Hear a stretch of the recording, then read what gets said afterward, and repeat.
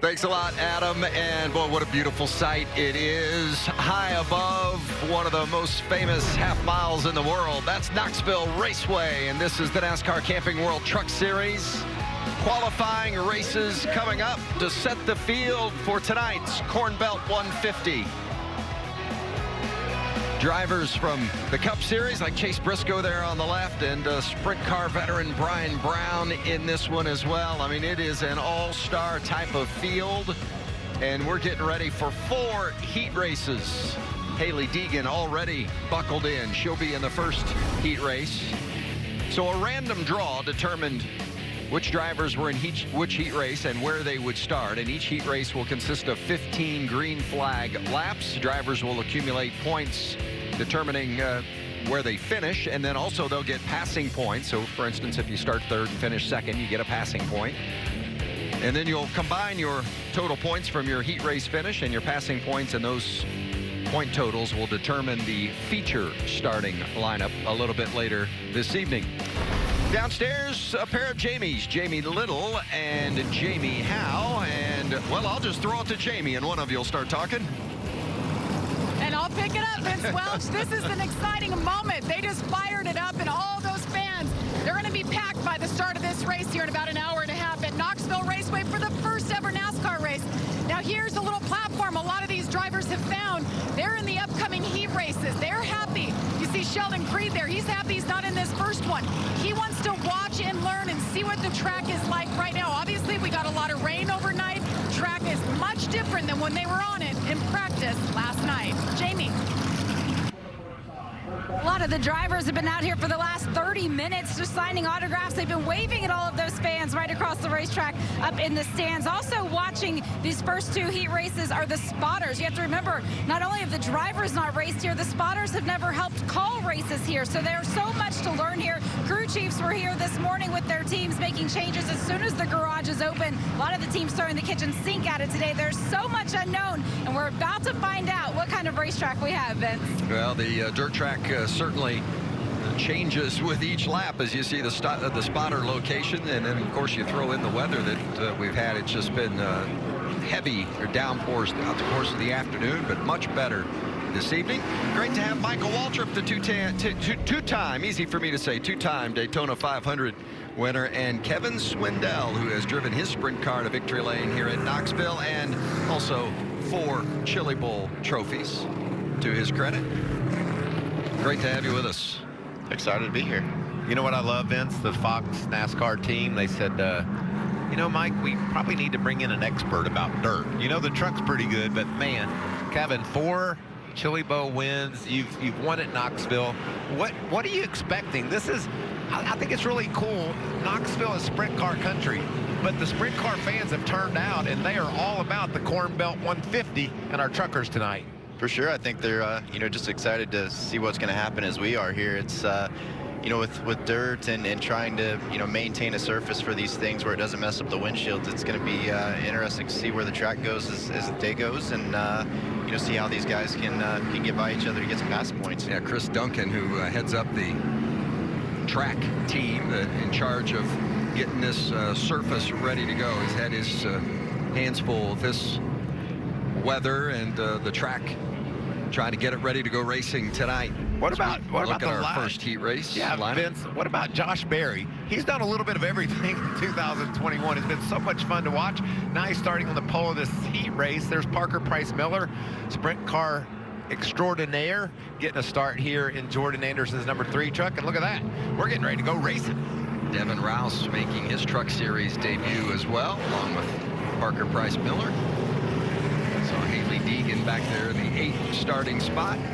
I would keep a close eye on her, Kevin. She really was fast in practice yesterday, and look for her to move up through this field. Really talented dirt racer. It seemed like her beginnings were dirt trucks, so this should be right up her alley. She's used to being off the ground, though, like hopping over berms and humps and stuff, so hopefully she keeps all 4 on the ground here. It's Austin Wayne Self on the outside of this front row, and there's Josh Berry, the 25, on the inside. Remember, these heat races are 15 laps, and it's green flags only. The green flag laps only will count. There goes the pace truck. These truckers have to be apprehensive, Vince. Ready to go, and the green flag is out, and the trucks are racing at Knoxville. Be really interested to see what kind of racetrack we get here. You'll know fairly quickly if it's going to get dry quickly or not. What is the difference? Like, as a novice, you want a dry track or do you want a wet track? What are you looking for? Okay, you kind of want something in between. You need, kind of the middle of the racetrack to get slick, but to hold moisture, in an upper lane and a lower lane to really get a good race here. And so far, it seems like they're able to maintain some good side by side. Wow, really racy. A little bit of mud on the windshield there of Hailie Deegan, and that's one thing that NASCAR was cautious about. Did not want a muddy track because didn't want the mud on the windshields or the radiators, and it's one of those things Chris Duncan had to really take note of as he was preparing this racetrack, and so far it looks pretty good. Yeah, Haley's able to make that top side work, and in practice yesterday, it seemed like they were locked down on the bottom, but not so much the case here. Yeah, so far until it wears out, you're going to be able to see, move around in that darker dirt and maintain. And she did a really good job of just staying straight above those guys and kind of pinning them down and making some spots up. As is Chandler Smith in the 18 truck. We saw him with a lot of speed yesterday in practice. Looks like he and Haley both are really fast as they close in on Tanner Gray in that 15 truck. Tanner Gray, a teammate to Hailie Deegan, and there you see Chandler Smith looking underneath, taking a peek. Can't make the move on Hailie Deegan. 5 laps in. You know what I love about dirt racing, and you love this as well, Kevin, I know, like, you have so many variables. At a pavement track, you're either going to hunt the bottom or run high, but this is going to be constantly evolving. Things are going to change all night. Yeah, and I think that's what helps these, the dirt guys when they go pavement racing is they spend their whole career just hunting for more grip and looking for a better spot on the racetrack and, some way to gain time from the driver's seat and not so much just hook that white line and go. So, I think that really helps, and obviously Haley's moving right through here.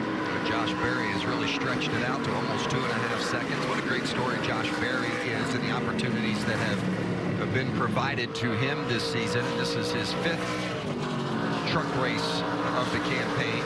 Cody Erickson trying to work that bottom, get around Jet Nolan. Right behind them is Tate Fogelman. So good battles all through the field. Now remember, Vince, every truck you have, you start 8th and finish 7th, that's a point. And you get points for finishing 7th, and that helps determine where you start in the feature. So these guys and girls are racing hard for every spot on the track to get a better starting spot when we go green flag racing tonight. And there are no negative points. If you start 7th and finish 8th, then it's just a 0 in regards to passing points. It's not a -1 against your total. Kevin, we both won some pretty cool races, but how cool would it feel to have the Corn Belt 150 trophy? That just sounds cool to me. It does really sound cool. I've had some weird trophies from the Midwest that involve some corn and things, but I imagine whatever they've got going for this place will be pretty cool. Yeah, any trophy's cool. How about Jamie Little on the 1? Hailie Deegan made up some passes there. She's in 4th right now. TJ Majors, her spotter on the radio, non-stop coaching, saying it's slimy on the straightaway, and he's telling her to don't go higher than 1 lane off the wall. Don't overdo it. Hug the bottom as much as you can, and she's doing right there. Vince, something that I want to point out. I raced with Haley here just a couple weeks ago at Knoxville. She was really good off turn 2, dead on the bottom. We saw her working on the 3 truck there on the bottom. Now she's moving up top, but she just really seemed to make her best time dead on the bottom of the racetrack. See if she can figure this out up top here. I think one thing I noticed there too, she was able to get her left front up on the berm, even on exit there, and something we weren't sure with the bodies, but yeah, she's got a really good truck here, it seems like, and able to go wherever she wants. And 5 to go as Deegan works on the 3 truck of Parker Price Miller. Jamie, how? And Reed Sorensen is the spotter for Parker Price Miller. He's telling them over the radio she's running about half a truck length higher than you are right now. You're doing a really good job. Just make sure you're carrying that momentum all the way through the corner. But they're really happy with the way he's out there racing right now. And this is good racing, too. These guys are really tight on the 22 of Self. He's in the 2nd spot. Josh Berry has driven away, but Parker Price Miller around the top.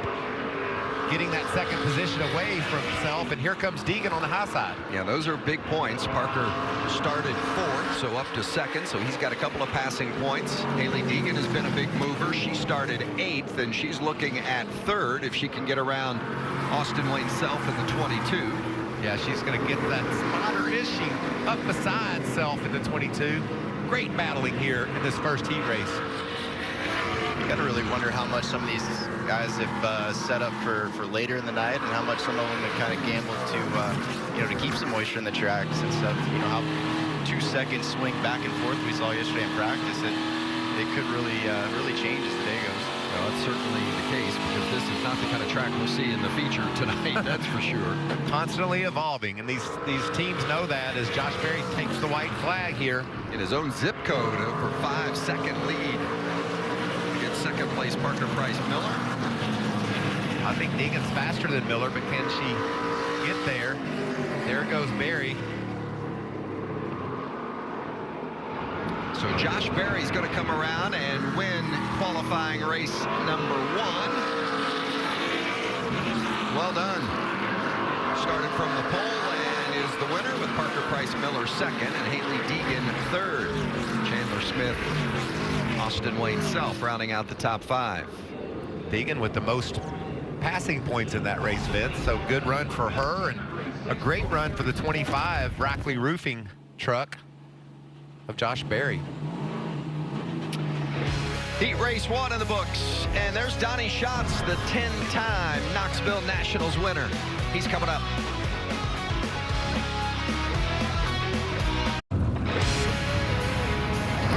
Welcome back to Knoxville Raceway in Knoxville, Iowa. Well, we just saw the first of 4 heat races. A lot of great action. I'm joined now by Sheldon Creed. And Sheldon, you're coming up in the final heat race.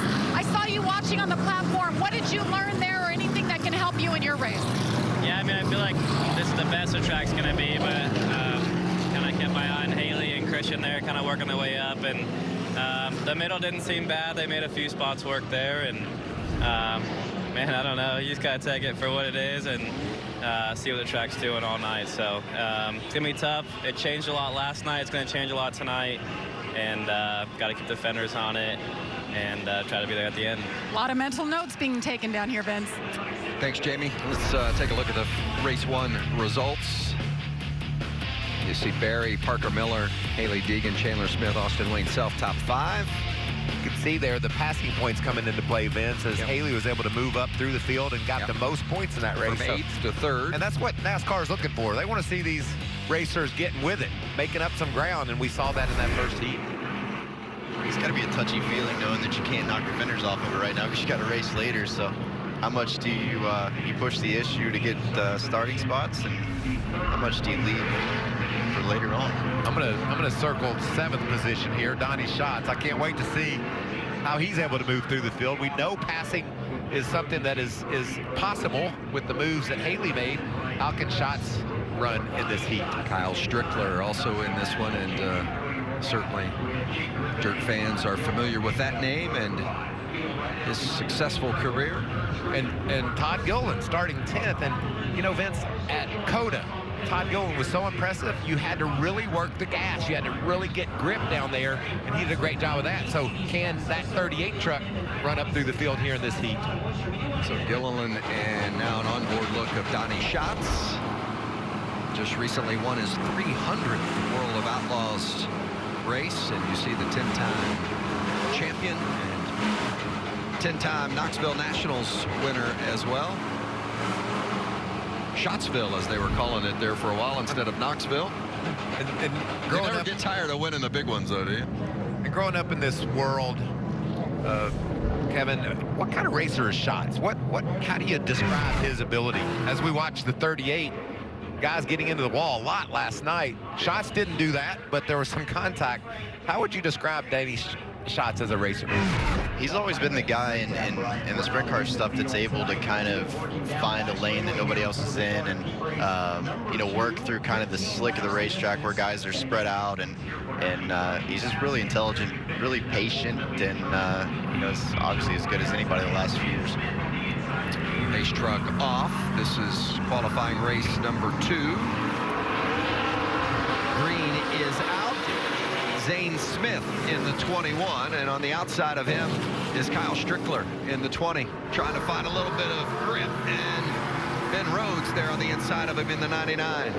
Chase Purdy in that 23 truck, Vince, yesterday was really fast in practice as well. As you see Rhodes looking to the bottom of Strickler. There's Matt Crafton, winner at Eldora. He can get it done on the dirt. Definitely seems like off the 2, if you're up in that upper lane, that's where the grip is to get you down the back straightaway. Seems like that bottom's wearing out unless you really keep your left sides down against the berm. That's just so cool to watch these guys. It looks like synchronized swimming almost, or ballroom dancing. You just have to just run your truck sideways and keep it off the guy beside you. That's just really fun to watch. Strickler continues to work that outside. Chase Purdy is out on the higher groove as well. Ben Rhodes trying to fight off Strickler as Rhodes runs the bottom. There's Crafton sneaking in there to get a look, but really sideways on the high groove and making it work. That's a little bit surprising. We saw him more or less running straight last night in practice. Yeah, I think even if you watch, like Haley was pretty straight up there. I think it just depends on how you're set up. And, Strickler's a guy who's always been pretty aggressive in a modified and a late model. So I think that's just his style. And, he might even go faster here if he got himself, maybe calm down just a touch. Especially for a driver like Strickler or Donnie Schatz.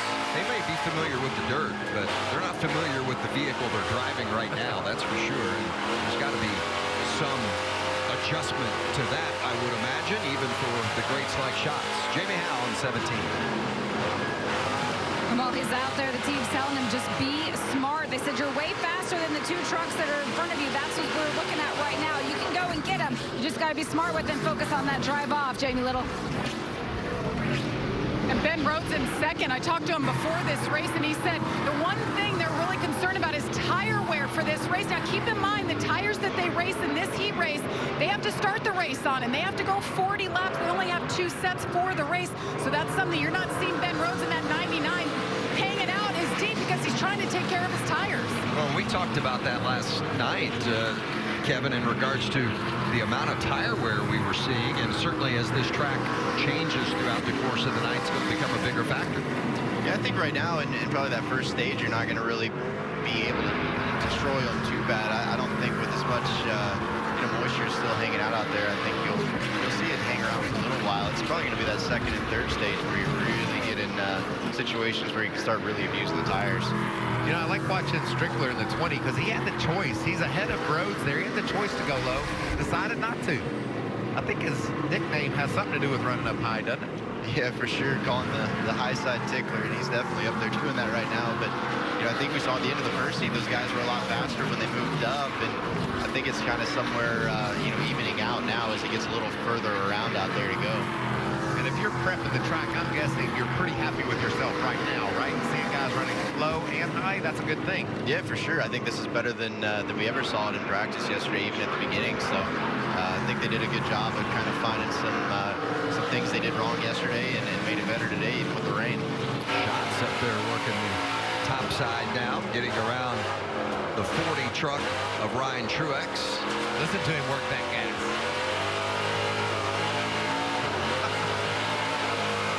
That just sounds like fun to me, Kevin. Yeah, that's definitely a guy who's been used to driving things with the rear wheels to turn instead of the front wheels, and he's doing that right now for sure. Vince, we talked about the passing points, and right now Todd Gilliland, he's up 4 spots, so he's doing a nice job of taking advantage of those passing points. We have caution on the speedway. 5 to go, and remember, just the green flag laps count toward the 15 laps here in this qualifying race.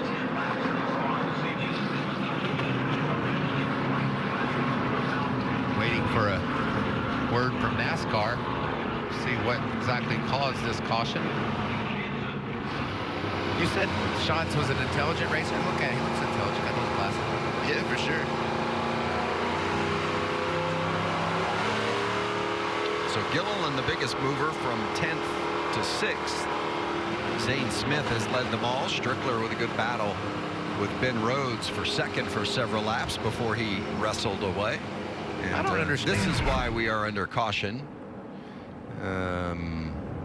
Accidentally through the white. And that's not the next to the last lap. There are still 5 to go. Whoops. What? I don't know that I've ever seen that. I think I would agree with you, Vince. I don't think I ever have. I think they call that a fun caution.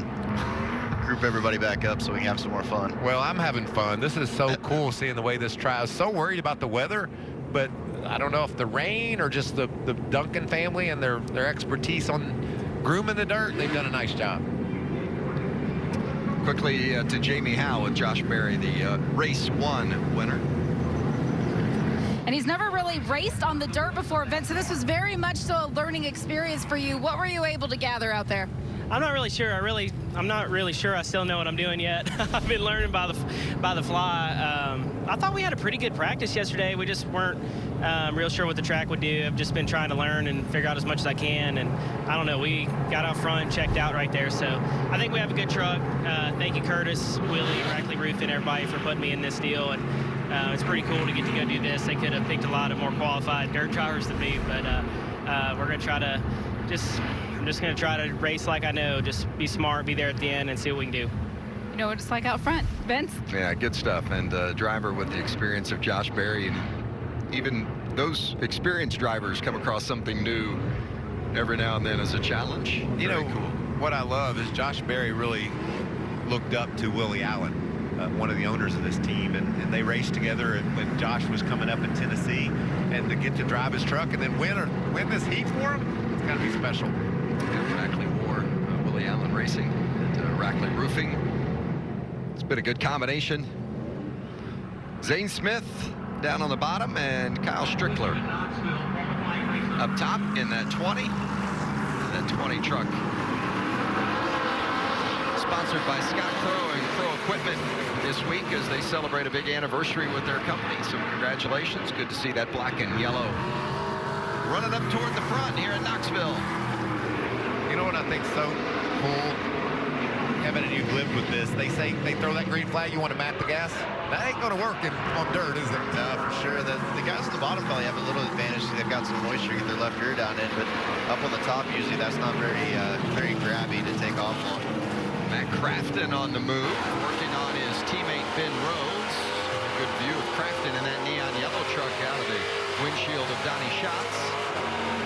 Just watch him work those hands, Vince. And the feet as well. I mean, it's just such an art racing on the dirt. Strickler for the lead. Wow. Making that top work. Yeah. Strickler in the 20 gets around Zane Smith with 3 to go. You can almost see what is the beginning of kind of actually a cushion that they're getting into one of just a little lip that he's able to enter out there on and really make some speed. You talked about a fun caution, bunching them up and having a little more fun. Fun for everyone except Zane Smith, who had checked out and was going to win this heat race, and instead they had to restart, and Strickler got him on the restart, and Strickler out front as you watch the 38 of Gilliland, the 99 of Rhodes, just inside the top 5. Gillen stuck it in the fence last night. To be able to rebound and run as strongly as he is in this heat, that's got to feel good for him. Hey, the white flag is out again. Oh, good. For real this time. He's going to have a lot of points if he can clear roads. Yeah, that's a good heat for, especially considering what he went through yesterday. Good heat for Gillen. Zane Smith, he sticks fighting it back. down in there, but not going to be enough as Strickler wins qualifying race number 2. Great effort from Matt Crafton. Todd Gilliland from 10th to 4th. Here's a good look at that Kyle Strickler Crow Equipment Chevrolet. Now I got a little housework to do.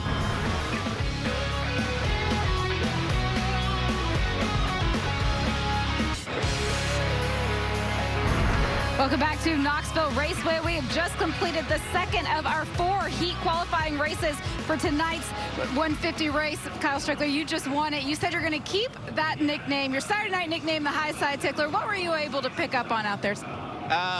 You know, just having a good starting spot like that, I wanted to make sure that I didn't do anything stupid off the start there. And it's a lot different in NASCAR world here, coming to restarts and everything. We can play a lot more games on Saturday night with the local short track stuff. So I didn't want to get called on a jump, so I kind of hung back a little bit there. And then I seen that top coming in, and that's where we like to make a living up there on the top. And did a little high side tickling for all these great dirt track fans. But man, this is so awesome. I can't thank everybody at Young's Motorsports. Tyler and I been buddies for a long time, and for him to give me this opportunity to run this.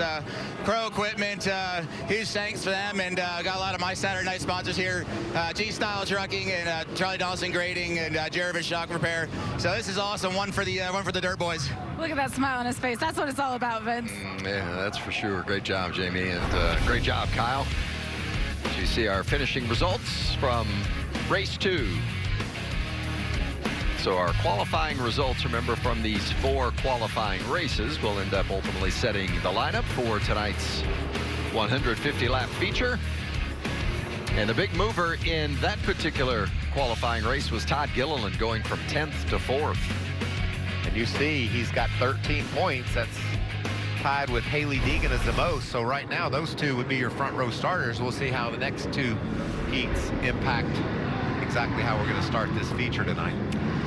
Heat race number 3, Chris Windham in the 0-2. Got the call about an hour before race time that he was going to jump into the 2 in place of Michael Annett, who practiced the truck yesterday. And so Windham will have to go to the back, but he's actually wearing Michael Annett's uniform. Windham has some dirt experience, obviously, in the USAC ranks. In fact, a Triple Crown champion, one of 7 to win the Sprint, Silver Crown, and Midget titles You see in USAC. Vince back there with Windham is John Hunter Nemechek. We know Nemechek had a crash yesterday, went to a spare truck.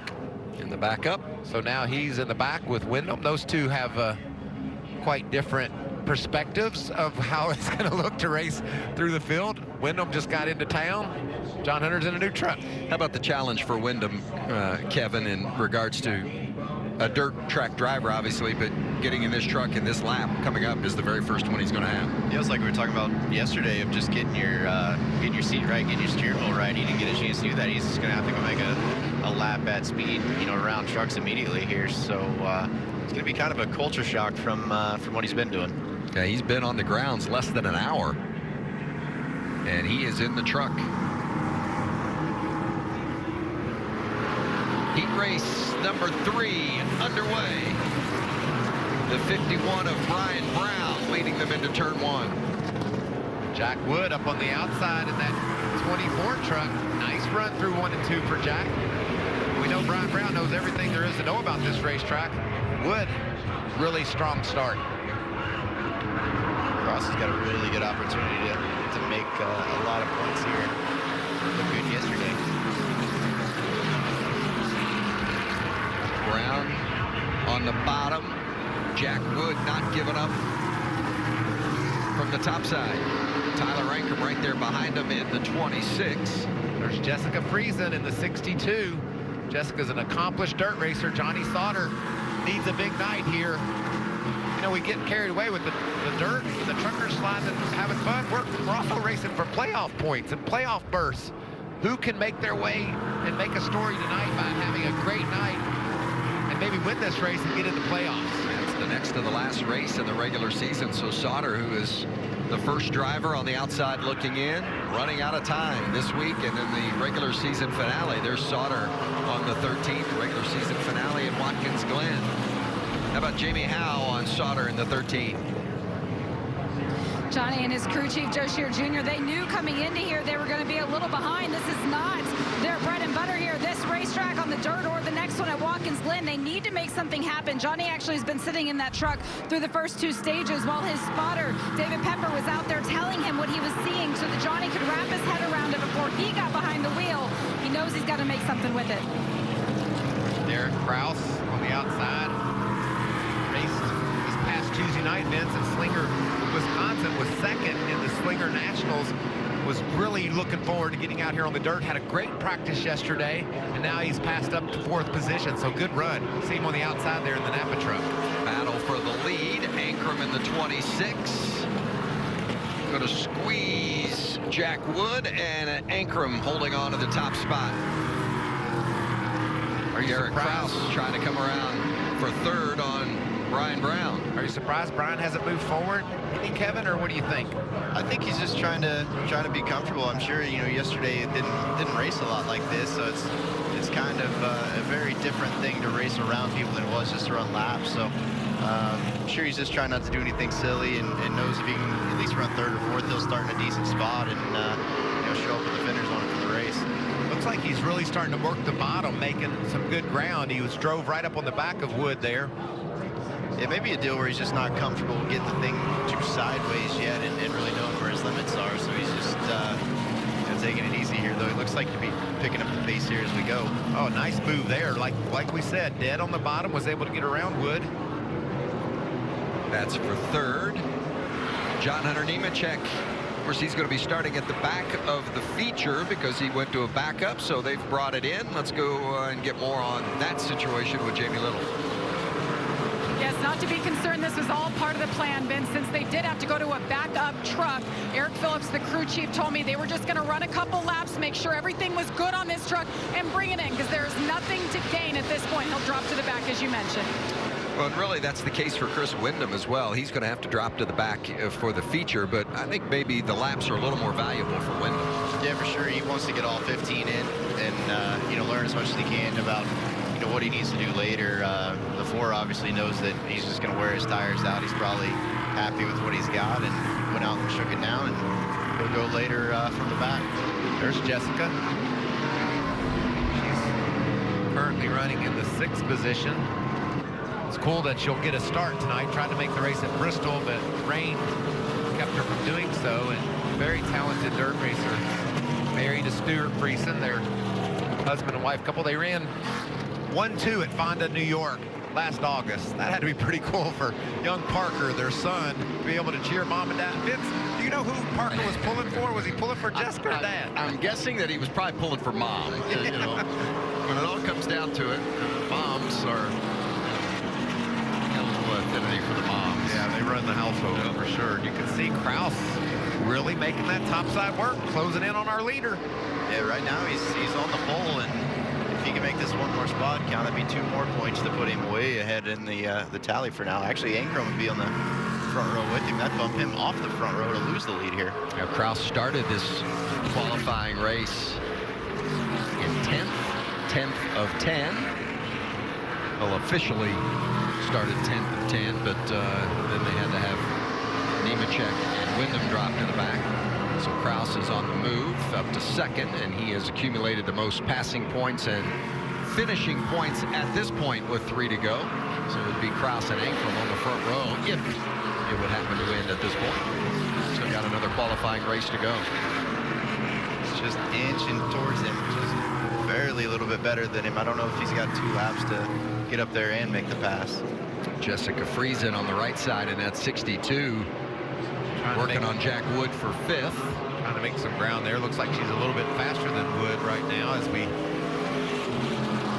Jessica and Stewart, by the way, in starting the race tonight, would be the first husband-wife combination since 1998. Elton Sawyer and Patty Moyse did it in the Xfinity Series. So the first married couple to do that in the NASCAR's Top 3 Series since then.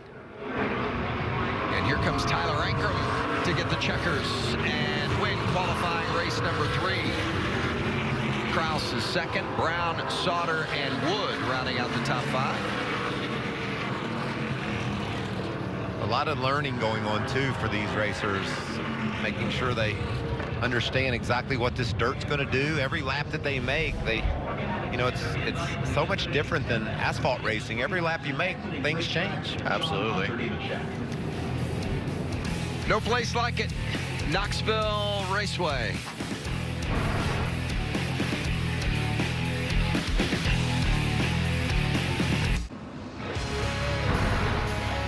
Well, Welcome back to Knoxville Raceway. What a gorgeous night for racing, about 79 degrees right here in the middle of Iowa.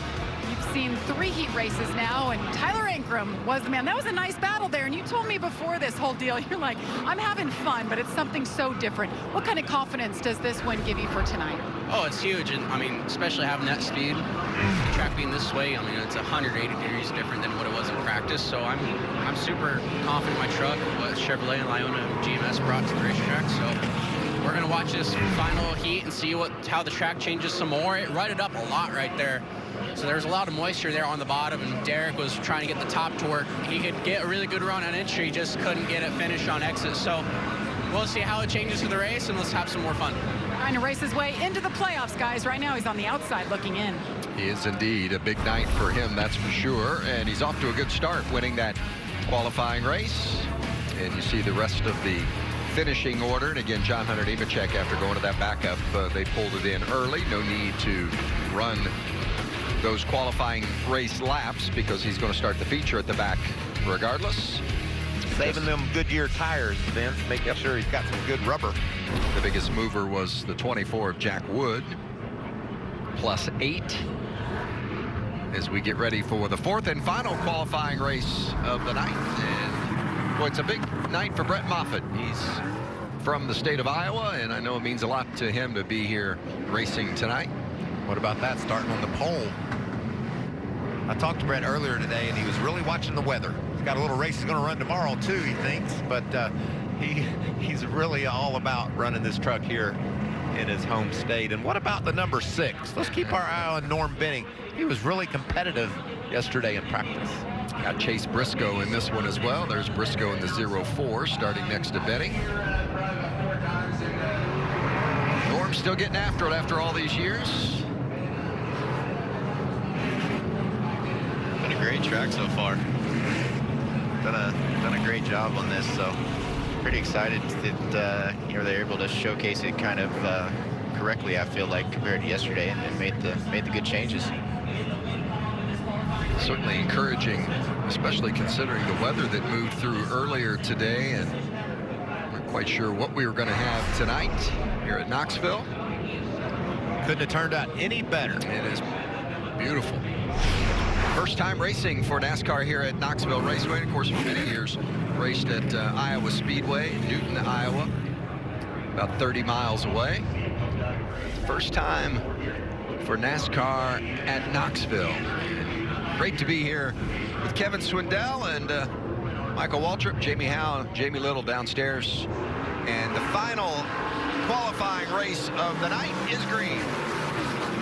Keep our eye on the 52 of Stuart Friesen, starting back on the last row. Well, Hocevar drove it in there hard up top, didn't he? Look at Briscoe making it 3 wide. Not wasting any time. Hocevar got to the front. Briscoe trying to get by Moffitt. Moffitt saying, what just happened? I had control of this race. And could we ease into it? I mean, come on, guys. He just left that door a little open off of 2 for Chase, and Chase took it. Rain Infinger poking his nose in there as well in the 98. Sheldon Creed battling as well. What a great race.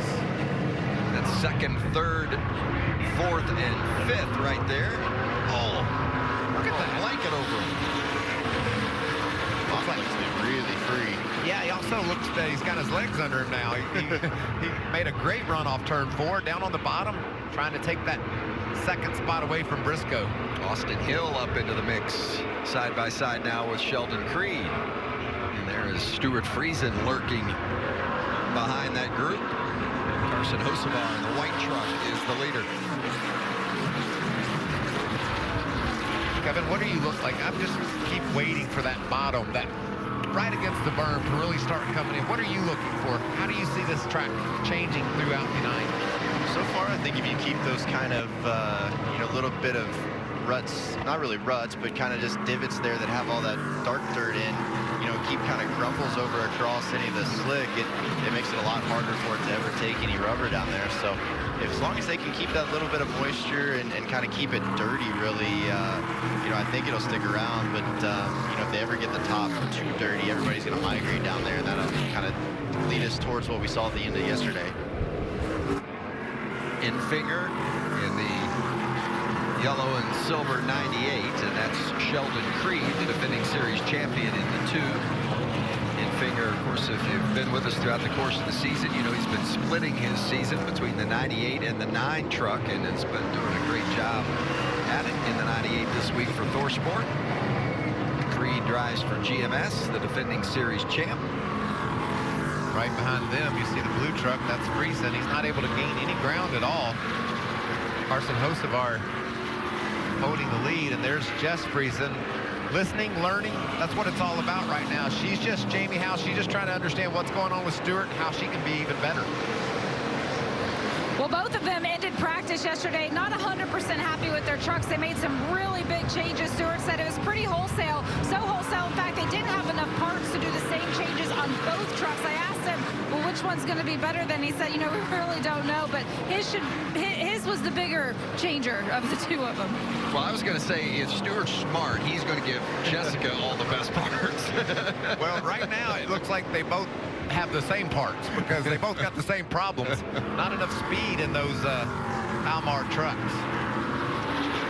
Yeah, I almost wonder if we're seeing some of these guys who were kind of set up for what we saw at the end with a lot of grip, you know, down on the bottom, and now they're just, it was okay for some of those guys earlier when you had grip in the moisture. Now that the track's slowing down overall, it's just making it tough on these guys who probably had a truck that turned yesterday when it had the grip. I want to tell you, a guy that will find grip on the bottom, whether we're on a 1.5 mile or a short track at Bristol, Austin Hill. He does a great job of getting his truck to hook up around the bottom of the racetrack. He always seems to do better in the long run, too. He can really figure out the grip and where it is on the racetrack, and he's doing that in this heat race. That's Hill in the 16, Moffitt in the 37. Of course, Moffitt, a former series champion when he was driving the 16 truck, we might add. Still seeing time-wise, both lanes are, you know, it almost seems like the bottom's better, but you know, looking at the times, it's about even when guys run top or bottom. 5 laps remaining in this 4th and final qualifying race. There's the total heat points down there in the bottom left of that pylon as they currently stand. And remember, the most heat points accumulated will start from the pole. That's how they're going to set up the 40 truck lineup tonight. I like this formula. Makes it fun to see guys move through the field. 4 laps remaining as Moffitt and Hill continue to battle for 3rd. Kevin, how would you want to set up? We know the truck and the track is going to be changing. The track is going to be changing throughout the course of the night. How do you want your truck set up, knowing the evolvement that it's going to endure? It's hard to say. You know, you would definitely want to be on the tighter side, I think, for sure. You know, early, and you know, try to build in some adjustability to where on this, you know, the stops that you can kind of free yourself up, I think, is if it does lay rubber. But you know, I think now and at least for the first half of the race, I think you would want to be more on the tight side. And you know, it seems like you don't make as much speed with the back hung out. And you know, I think that's something that maybe Moffitt's kind of figured out as we go here, is he seems to be running a lot straighter than he was at the beginning. And you know, obviously they didn't make any changes, and he's been able to pick up speed. Final lap in this 4th and final qualifying race. Yes, Moffitt has disposed of his battle with Austin Hill and is now on the hunt and tracking down Chase Briscoe in this final lap for 2nd. Fastest lap time was Moffitt last time around. Now he dives to the bottom. Can he take that spot away? He's going to probably run out of time here, but as Carson Hocevar takes the win and Briscoe gets 2nd, Moffitt is 3rd. Another lap or 2, I think Moffitt would have had him. Heat races are complete. Qualifying races are complete for the NASCAR Camping World Truck Series here at Knoxville Raceway, and Jamie Howe is with the driver who's going to start from the pole. And that is Derek Kraus. Vince, it is now his 2nd career pole position in the NASCAR Truck Series, but you've never raced here at Knoxville. What kind of advantage do you think this is going to give you for the 150-lap challenge you have ahead? Just clean track ahead of us. I mean, starting on the pole, hopefully we'll be able to jump up to a lead and take this Napa Power Premium Plus Toyota Tundra to lead a bunch of laps and hopefully victory lane tonight. Good luck. Vince? His previous pole was at Nashville, and now on the pole at Knoxville. Not quite as similar as you might think. Knoxville, Iowa tonight.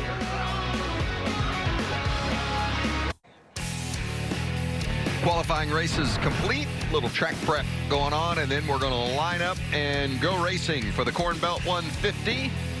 And the 40 truck field will be led by Derek Kraus, who scored the most points during our qualifying races. Kraus and Ankrum up front. Todd Gilliland, Haley Deegan in the second row.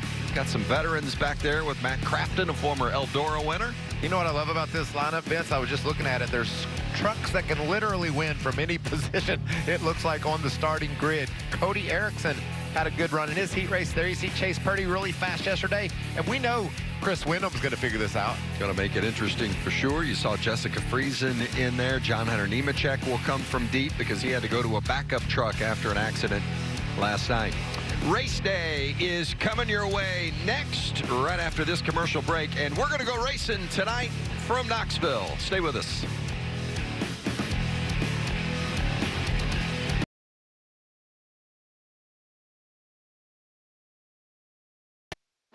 As the sun sinks and the lights flicker, anticipation begins to build. There are just 2 races left to go before the playoffs. 2 races to find out who's in and who's out. Tonight, the trucks return to the dirt. But this isn't just any old track. This is hallowed ground. And there's only one thing that matters: winning.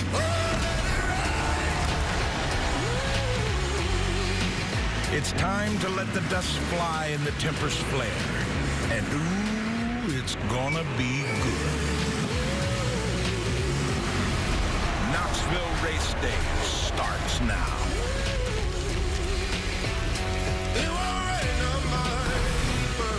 The time has finally arrived for the NASCAR Camping World Truck Series to take on an iconic venue in motorsports, Knoxville Raceway. Tonight, the truck teams will battle on the dirt in Iowa with just 2 races remaining of the regular season and playoff spots on the line. It is sure to be one wild night. And we're going to break it all down here on Race Day. Hey, everybody, welcome in. I'm Kaylin Vinci alongside my friends and partners on the Truck Series, Phil Parsons, Todd Bodine. Great to have the 2 of you here as always. Okay, it's a new venue. We're on the dirt. We've got new faces in the field, but we also have the regulars. Who are you watching? Well, I tell you what, I like Matt Crafton. You know, Matt went out a little late in practice yesterday after the track had slicked off, and his truck was really good. Went out, and as the practice went on, the track took some rubber, changed again, and his truck was even better. But the thing that I liked about Matt is when racing his dirt modified, he's learned how to read the racetrack, and we know how important that is in dirt racing.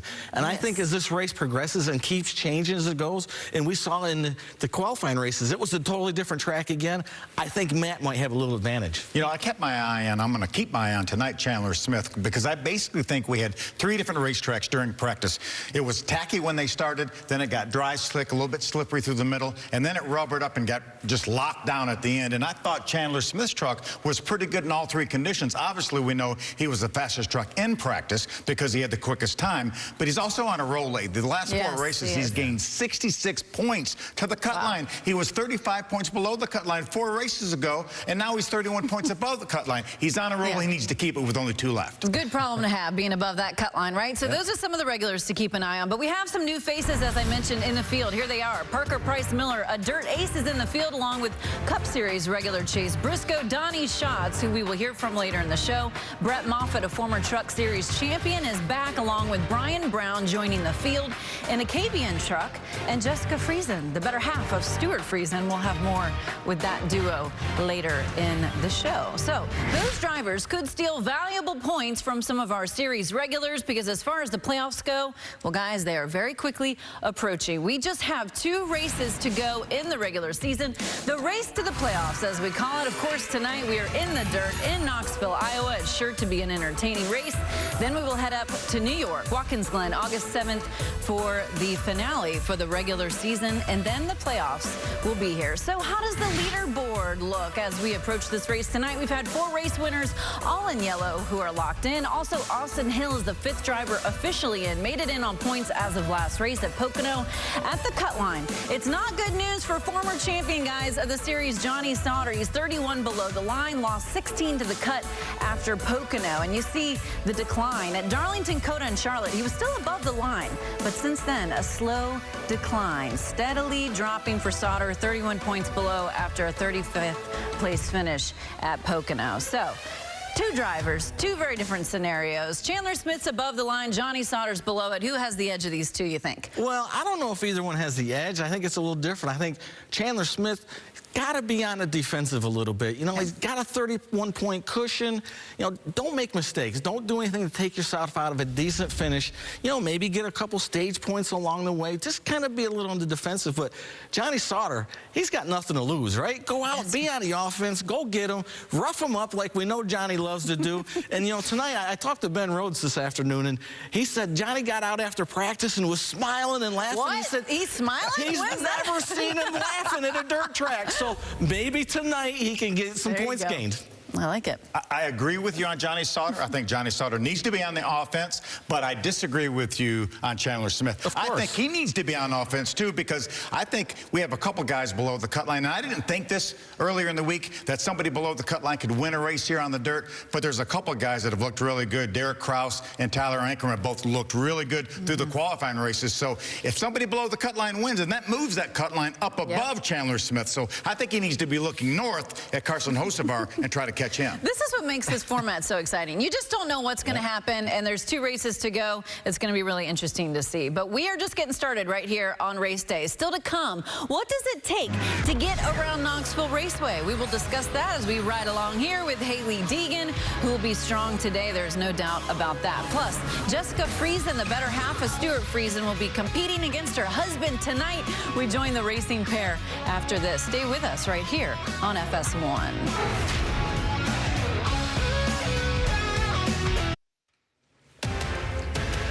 Welcome back to Race Day with a look at our reigning champion, Sheldon Creed. He led 23 laps on the dirt at Bristol. He ended up 16th, though, on the day. He will be one to watch. Plus, Ben Rhodes, what about him? He finished runner-up at Bristol, and he's already a 2-time winner so far this season. He will certainly be a threat tonight. So, how did things play out the last time we raced on the dirt? Here's a look back at Bristol. We're racing on the dirt at Bristol. That is awesome. I love watching these trucks sideways. Oh, man. Derek Kraus just could not get it stopped. Kicking up some dust. Big hit for Larson in the right side door. His first career Truck Series win. Martin Truex Jr. on the dirt at Bristol. That ended up being a great day for Martin Truex Jr. Who else finished in the top 5? You see him here. Ben Rhodes was the runner-up. Rafael Lessard, Todd Gillen, and Chase Briscoe. So some of these guys could once again be a factor tonight. And for more on 2 of these drivers, we now join our duo of Jamies on pit road, Jamie Little and Jamie Howe. And with an update on Ben Rhodes, we'll begin with Jamie Little. Hello, Caitlin. Yes, Ben Rhodes, you see the flags right here. That means he's a 2-time winner on this season already. And you throw back to Bristol. You guys just talked about it. He was the dark horse, I would say. He finished 2nd behind Martin Truex Jr. I think he was as surprised as anybody. So I asked him what his chances are here coming back to a dirt race. And he said, I don't really know what I'm doing, but I'm having fun. And this is a stacked field tonight.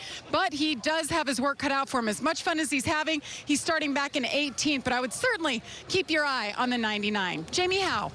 Well, Jamie, Chase Briscoe is taking a Friday night away from his Cup duties to come out here and do the same thing. Just have some fun. He is back in the 04 from Roper Racing, and he said it's just like hanging out with a bunch of friends at the dirt track, except that he actually gets to drive. He said the truck, though, was so tight in practice, they found a kitchen sink, they threw it at it. In qualifying, he said they went the other way. So now they're way too loose. They get to fine-tune themselves out of that number 13th starting position. But, Caitlin, I would not count Chase Briscoe out. Thank you, Jamie. Great insight there from the Jamies. Love that. Throw the kitchen sink at it. Didn't work, you know. Okay, so we've been talking about the fact we raced on dirt earlier this season at Bristol. These are both dirt tracks, but is that pretty much where the similarities end? What do you think, Todd? That's exactly where it ends, Caitlin. You know, Bristol, high banks, lots of banking, load the trucks up, you know, tight corners, drive it down in there, load it up, get back in the gas, and you go again. Knoxville is exactly the opposite. Long, sweeping, flat corners. It's all about finesse. Driving it down in there, a little bit of brake, get that thing sideways and ease back in that gas pedal. It's a totally different animal than Bristol. And we watched these guys in the qualifying races, and they did a great job prepping the track, and it made it really wide. Bristol, you could run anywhere, up top to bottom. We saw in the practice yesterday, these guys running right around the bottom, not so much in these qualifying races. They made the track really wide. And I know we talked about drivers who were strong in the top 5 from Bristol. What of those guys do you think might be good once again today? Well, I think Todd Gilliland and Ben Rhodes, you know, were awfully good. And the thing is, with a dirt track, you have to stay up with a racetrack. The track changes, it's ever changing. And both of those guys adapted well. We'll have a couple breaks at the end of the stages. They will be able to work on these trucks.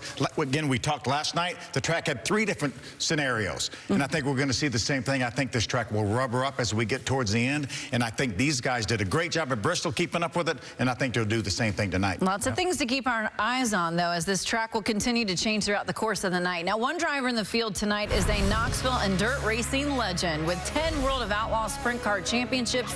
Donnie Schatz will join the show next. Stay with us on race day as we get you ready for Knoxville, Iowa.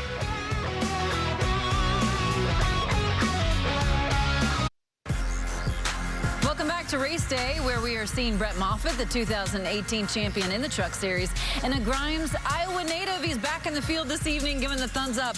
He'll be in that 37 truck.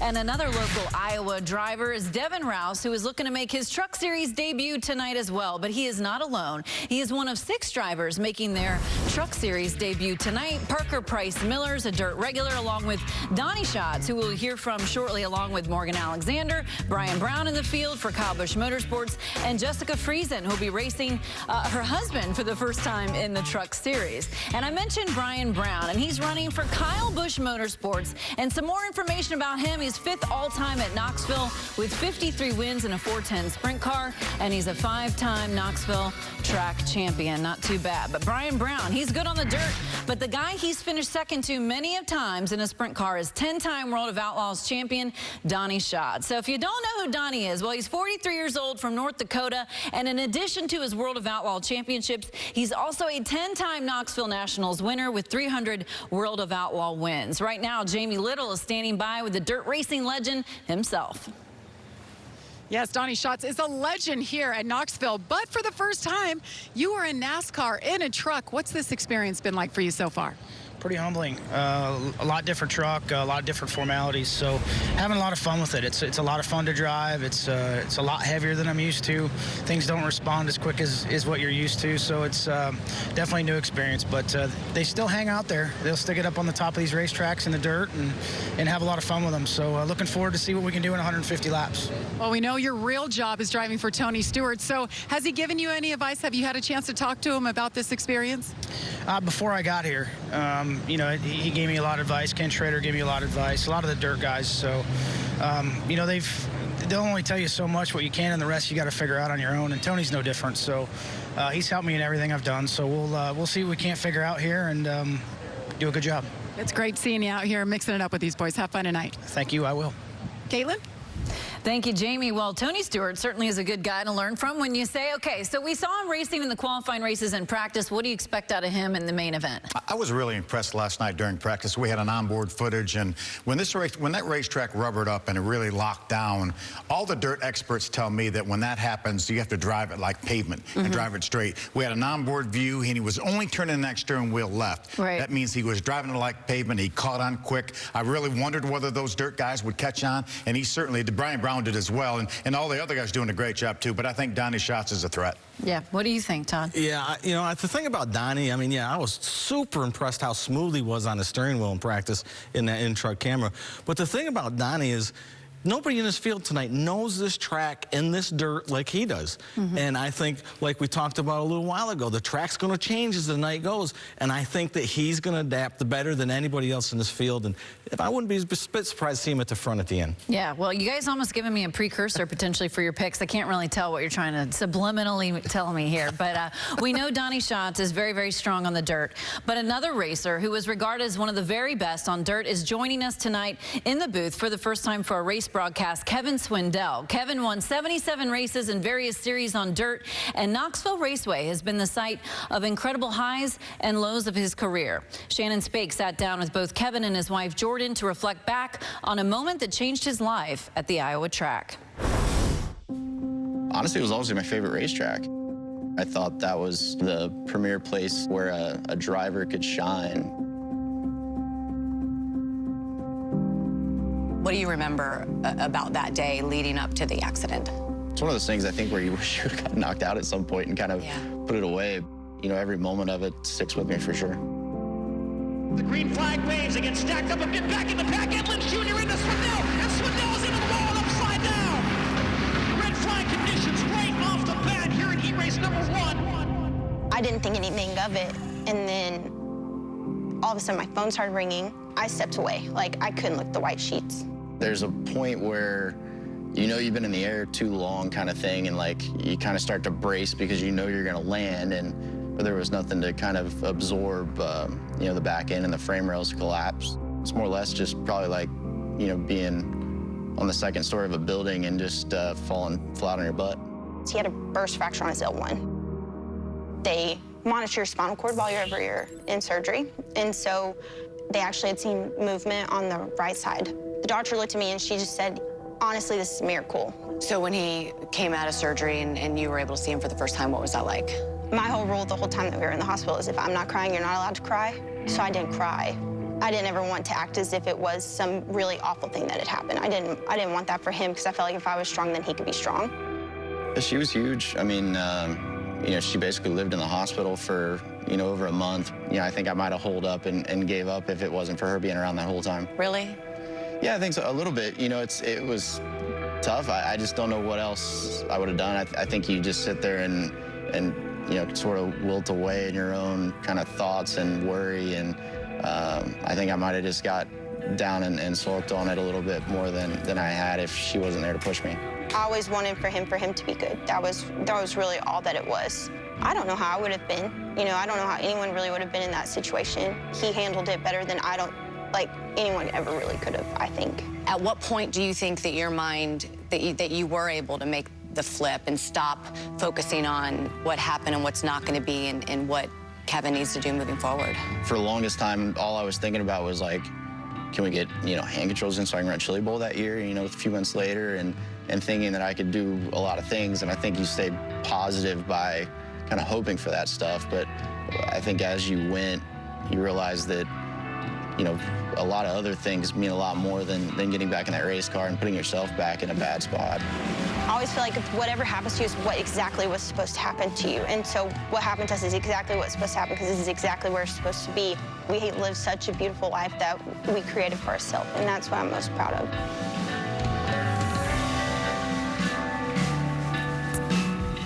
A powerful message from the two of them. Thank you to Shannon Spake and to Jordan Kevin for sharing their story. Your takeaways listening to that? Well, I think what great attitudes they both have. And it was really great to see him in the booth last night with Vince and Michael because I learned a lot listening to him. Obviously, he knows everything there is to know about dirt racing. I learned a lot from him.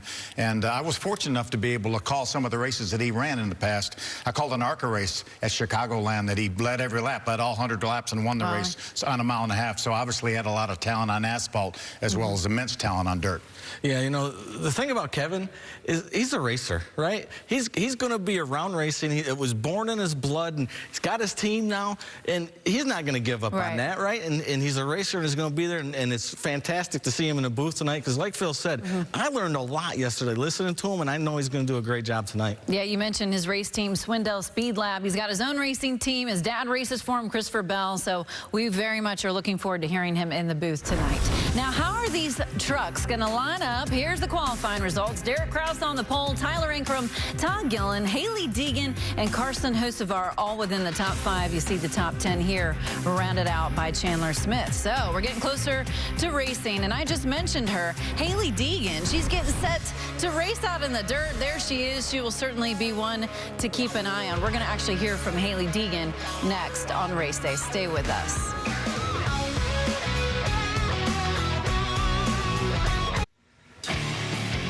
Welcome back to Race Day. Getting a look at John Hunter Nemechek. So much success he's had this season, 5 wins, but this weekend hasn't gone the way he had hoped. He starts at the rear in a backup truck after an incident in practice. So Matt Crafton, he's another driver we're going to be watching. A past winner on dirt in Eldora several years back.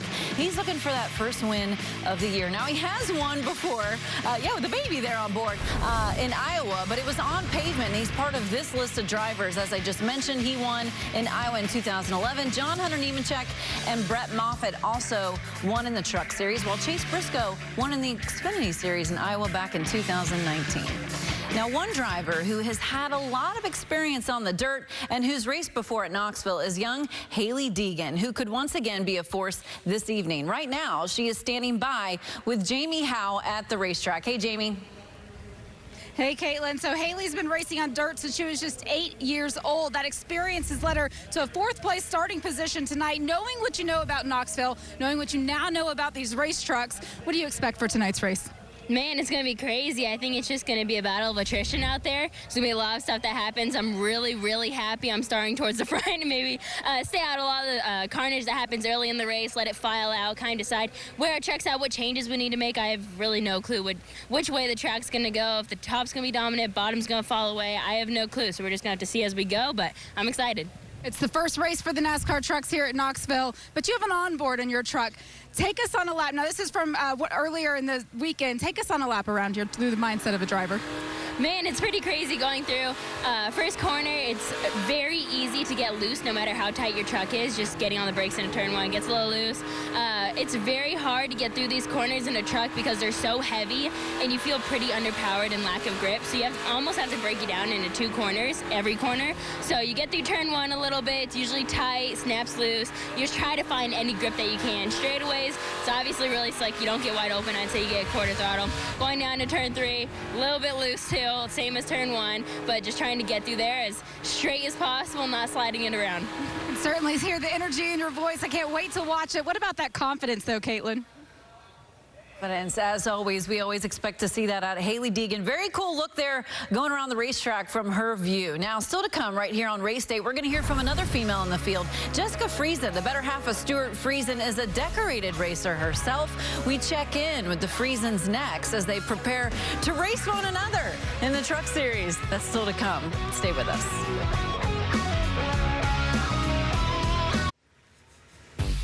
Welcome back to Race Day as we take a look at Stuart Friesen, who is a past winner on dirt in the Truck Series. He took the victory at Eldora back in 2019. So here is a look back at that win. I know we're just 2 races away from the playoffs. I don't care. For the next couple hours, I just want to watch guys scramble and fight for all they're worth.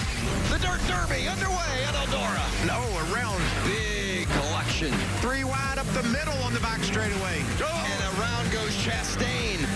The wait is over for Stuart Friesen. He has won at Eldora. Quite the victory celebration there. And dirt racing runs in the family, with Stuart's wife, Jessica, also holding her own on the track since she was just a young girl. Tonight, they will race against each other for the first time in the Truck Series. So here's a closer look at the Friesen family of racers. Ready? I'll take you over. Right, Mommy and Daddy are gonna go over to the track, okay? You gonna go play Play-Doh? Yeah. Hey, I'll see you in a little bit, okay? Give me a hug. It's gonna be a couple hours, okay? I love you. Have fun. Wow, I just had a golden sun. Where's our baby? Our lifestyle is racing. I started racing go-karts locally in upstate New York. We're doing it. Raced go-karts until I was 14, and then I started racing dirt sportsmen and modifieds.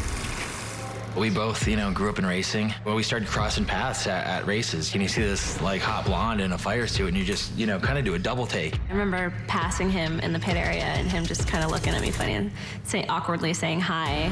She said hi back, so that was good. Started seeing each other a lot more, standing next to each other at drivers' meetings, puppy dog stuff. From then, that's when we started dating. We spent years traveling all over racing. 2 days after our wedding, we raced against each other in a 360 wing sprint car race. It was a big race, and Stuart ended up winning, and I ran second. That was pretty cool right after we got married. Once we got married, we decided we wanted to start a family. We became pregnant and had an excellent 2015 season. I was 6 or 7 months pregnant, crew chiefing on the sprint car. Really super pregnant, and where I am turning wrenches on the car and changing torsion bars at the track, and we actually got a win. That was pretty cool. After becoming a mom, I thought, I'll get to race someday. Racing was kind of on the sidelines. I didn't get to race for a while at all. And then I slowly started getting back into it a little bit here and there, running a couple races a year. Our life is definitely at the dirt track. That's where we grew up. That's where we're bringing Parker up. That's where our extended families are, like the amazing group of people that we have with us on our dirt teams. And, our life is racing.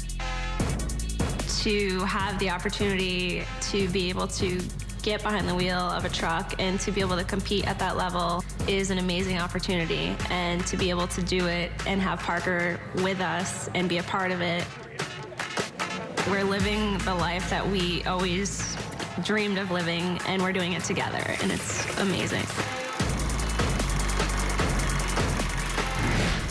I love getting a glimpse behind the scenes of that family's life. Very cool couple, I might add. Both respected racers in their own rights. What do you think, though, the car ride home might be like if they wreck each other? Well, I know many times my wife, Marcia, was beside me on the way home, and I vented over something that happened during the race, something with my car, what somebody did. I can't imagine looking over and say, Marcia, I was mad at so-and-so. She said, well, I had my own problems during the race. Right. My car did this and did that, so I couldn't imagine that. Anyway, but they do a great job, and what a great picture that feature ended with Parker. Yes, absolutely. Yesterday they interviewed Stuart during the practice session, and he was changing something on his car and was trying to make it better. And Jamie asked him, well, if it's better, are you going to let Jessica in on it? He said, well, I don't know. It depends how nice she is later on. And so, they're husband and wife, but they're competitors. They're out there to race and beat each other every chance they can. Yes, they are. And this is just such a unique and fun story in the sport. One of the first times we've obviously ever seen husband and wife. Did your wife say hi back to you when you said hey at the track, or what? No? Always. Always. Good. Yours? I had to work on You got a high back? No high back. Well, all right. Okay, we are getting closer to racing out at Knoxville, Iowa. You see a great look there at the beautiful racetrack. A little over 22 minutes until the command. There's a look at Stuart. The guys are getting ready. We'll be racing shortly. Stay with us.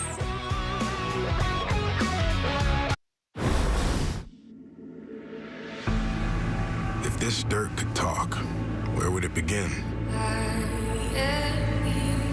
The very roots of our sport were dug into clay and soil, starting with rebellious men skirting the edge of the law and growing into a long-standing love affair with speed, inherited from generation to generation.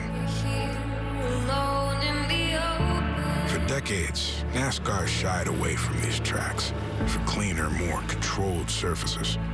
Some rebelled, as us racers always do. If there's not dirt in your beer, you ain't at a real race, they'd say. Even with the unforgettable moments on pavement. That original call to the dirt could not be silenced. But why dirt? It's full contact, always on the edge. Slip, slide, drive. The dirt could be a commanding ally or my worst enemy.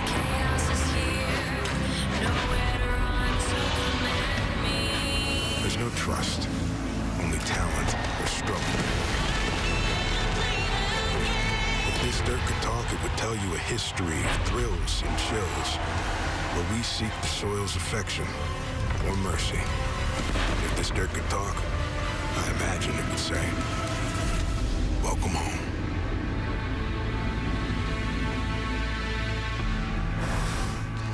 If that doesn't get you pumped up for a dirt race, I don't know what will. Well, Matt Crafton, he's ready to go. A past champ and a past dirt winner, Phil. Yeah, and he's probably comfortable enough in the points that he probably will lock himself in the playoffs. So no pressure. Just go out there and have fun. Go out and have fun. Todd Gilliland, he also doesn't really have a whole lot of pressure because he's already won so far this season. Won out at the road course in Coda. What do you think about him, Todd? I think Todd's got a great chance. You know, he finished 4th at Bristol, did a great job. Of course, he got in the wall in practice, but they got that thing fixed, and he's ready to go. He looks ready to go, giving us the thumbs up. What about Derek Kraus? He has been turning some heads as of late. He's starting on the pole, not too bad for this young racer. Yeah, on the pole, and there's no pressure on him. He knows he has to win. He's far enough below the cut line that he has to win, and he's got a shot at it tonight. He does, leading the field to green for Derek Kraus. And speaking of leading the field to green, let's take a look at the starting grid for tonight's race. Row 1, Derek Kraus, Tyler Ankrum. Row 2 is occupied by Todd Gilliland and Haley Deegan. Further back in the field, Matt Crafton on row 5, along with Chandler Smith, Josh Berry, Chase Briscoe. Guys, what catches your eye from this starting lineup? How about Ben Rhodes and Brett Moffitt? That's going to be a strong row back in row number 9. It's going to be a lot of fun watching Donnie Schatz coming from 22nd, I can tell you that. Yes, it certainly will. We know this is going to be an exciting race because we just have 2 races to go until the playoffs. Time now to go to Iowa for our pre-race ceremonies. Ladies and gentlemen, at this time, we'd ask that you all please rise. Gentlemen, removing your caps. Presenting the nation's colors, the Iowa State Sheriffs and Deputies Association Honor Guard. With tonight's invocation from the Knoxville and Columbia United Methodist Church, Pastor Brent Hanna. Would you bow your heads in prayer? Loving and gracious God, we thank you for this perfect evening as we gather together and welcome everyone to the Knoxville Raceway. We pray your continued blessing upon this great nation, and we pray that you would watch over our military people, our service people, and also bless our veterans. God, tonight we pray your almighty protection upon the track and upon the drivers, the NASCAR drivers, their families, the crew, the friends. We just pray that protection. And we also pray for the NASCAR staff. We pray for the EMTs, and we would pray too for the great fans here, the NASCAR fans, in this great racetrack of dirt. We ask these and other blessings that we would never imagine in your precious name, Jesus the Christ. Amen. Please remain standing for the national anthem by harmonica from Phil Haig.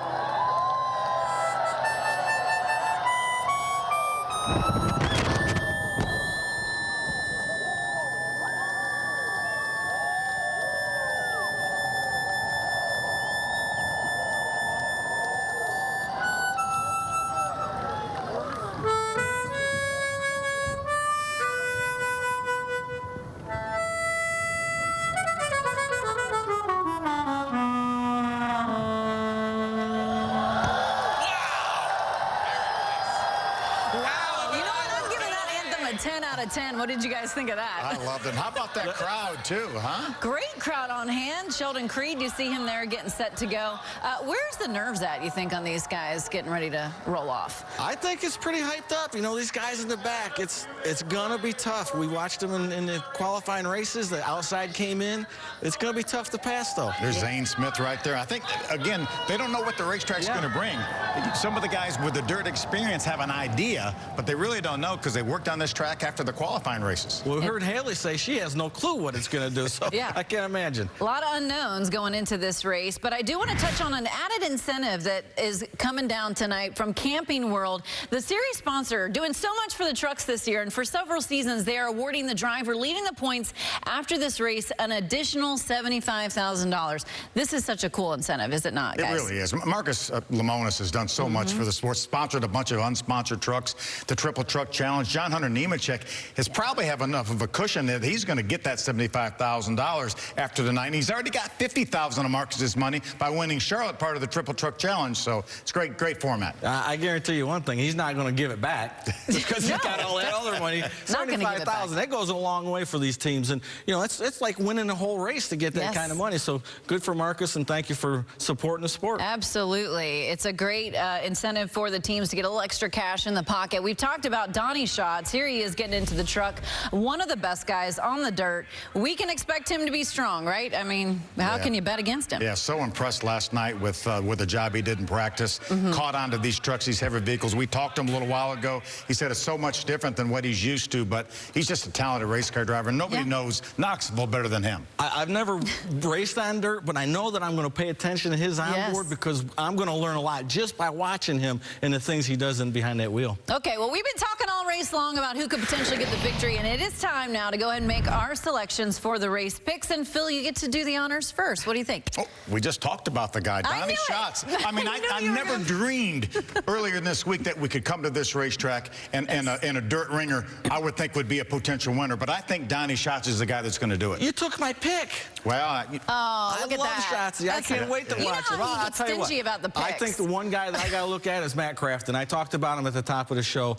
Out of our regulars, he has probably the most dirt experience recently. Driving that modified, I think he's going to be good. All right, my pick, I'm going with Haley Deegan. I think she gets it done. She's been strong on the dirt. I think the young lady is victorious out there in Iowa today. It's going to be interesting for Todd, Phil, and myself. That does it here on race day. 2 races to go in the regular season. We're going dirt racing out in Knoxville, Iowa. The race coverage, it starts right now.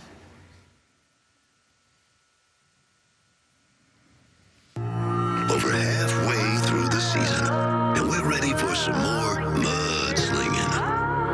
So much anticipation. We don't know what the track's going to do. These guys are going to be kicking these trucks sideways. This time, the sprint car capital of the world welcomes NASCAR for the very first time. You preach destruction, my blade is sharpened. You better watch out, 'cause my gut runs deep. Because These truckers are no stranger to dirt, but Knoxville comes with its own reputation.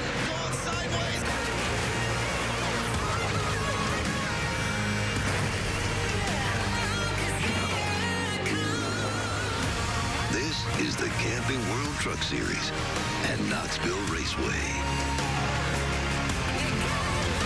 It's NASCAR in Knoxville for the first time ever. Iowa's Knoxville Raceway hosts NASCAR. The Camping World Truck Series is back on the dirt for the Corn Belt 150, presented by Blue Emu. It's been an eventful couple of days for series point leader John Hunter Nemechek. Crashed in practice yesterday. He'll start from the back of the field tonight. Will it be worst to first for Nemechek? It's a big night for Nemechek's teammate Chandler Smith. He sits on the playoff bubble with only 2 regular season races remaining.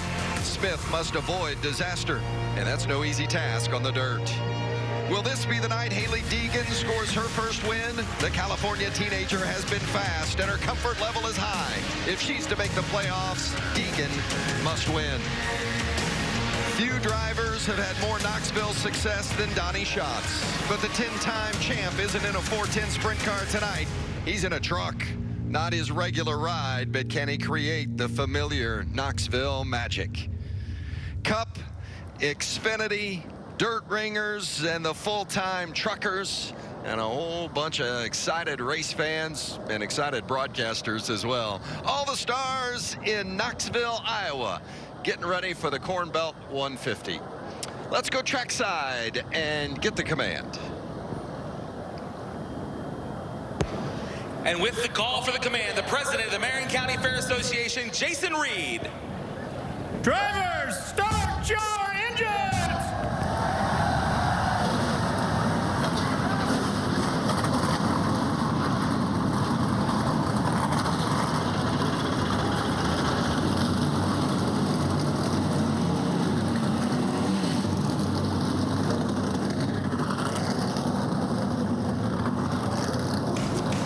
So glad to have Kevin Swindell in the booth with us, the 4-time Chili Bowl Nationals winner. Of course, he's taken that 410 sprint car to victory lane in Knoxville as well, part of the legendary Swindell family and his father, Sammy. And of course, he even won the World of Outlaw iRacing Invitational at Knoxville and here on FS1. So glad to have Kevin with us tonight. And of course, the 2-time Daytona 500 winner, Michael Waltrip, as well. And guys, Mike, we've been looking forward to this one for a long time. We don't get too many firsts at our age, but so happy and excited that NASCAR is in Knoxville tonight. Yeah, Vince, with that command, we're getting this party started, and it is a party when you come to Knoxville. These sprint car fans, this is sprint car country, but they've embraced NASCAR. So much looking forward to watching our truckers kick up some dirt. And what will this race bring us?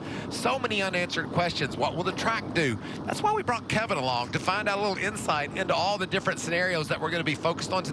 But remember, it's unique. It's a dirt race, right? But there's a playoff berth spot at stake here as well. So many things to race for tonight. I can't wait to watch these 150 laps. It's the Corn Belt 150. What's cooler than that? Well, and Kevin, we saw the track during practice last night. It really changed over the course of that 90 minutes, and we'll see some of the highlights or lowlights from that practice and maybe what we can expect tonight from it. Something similar or not?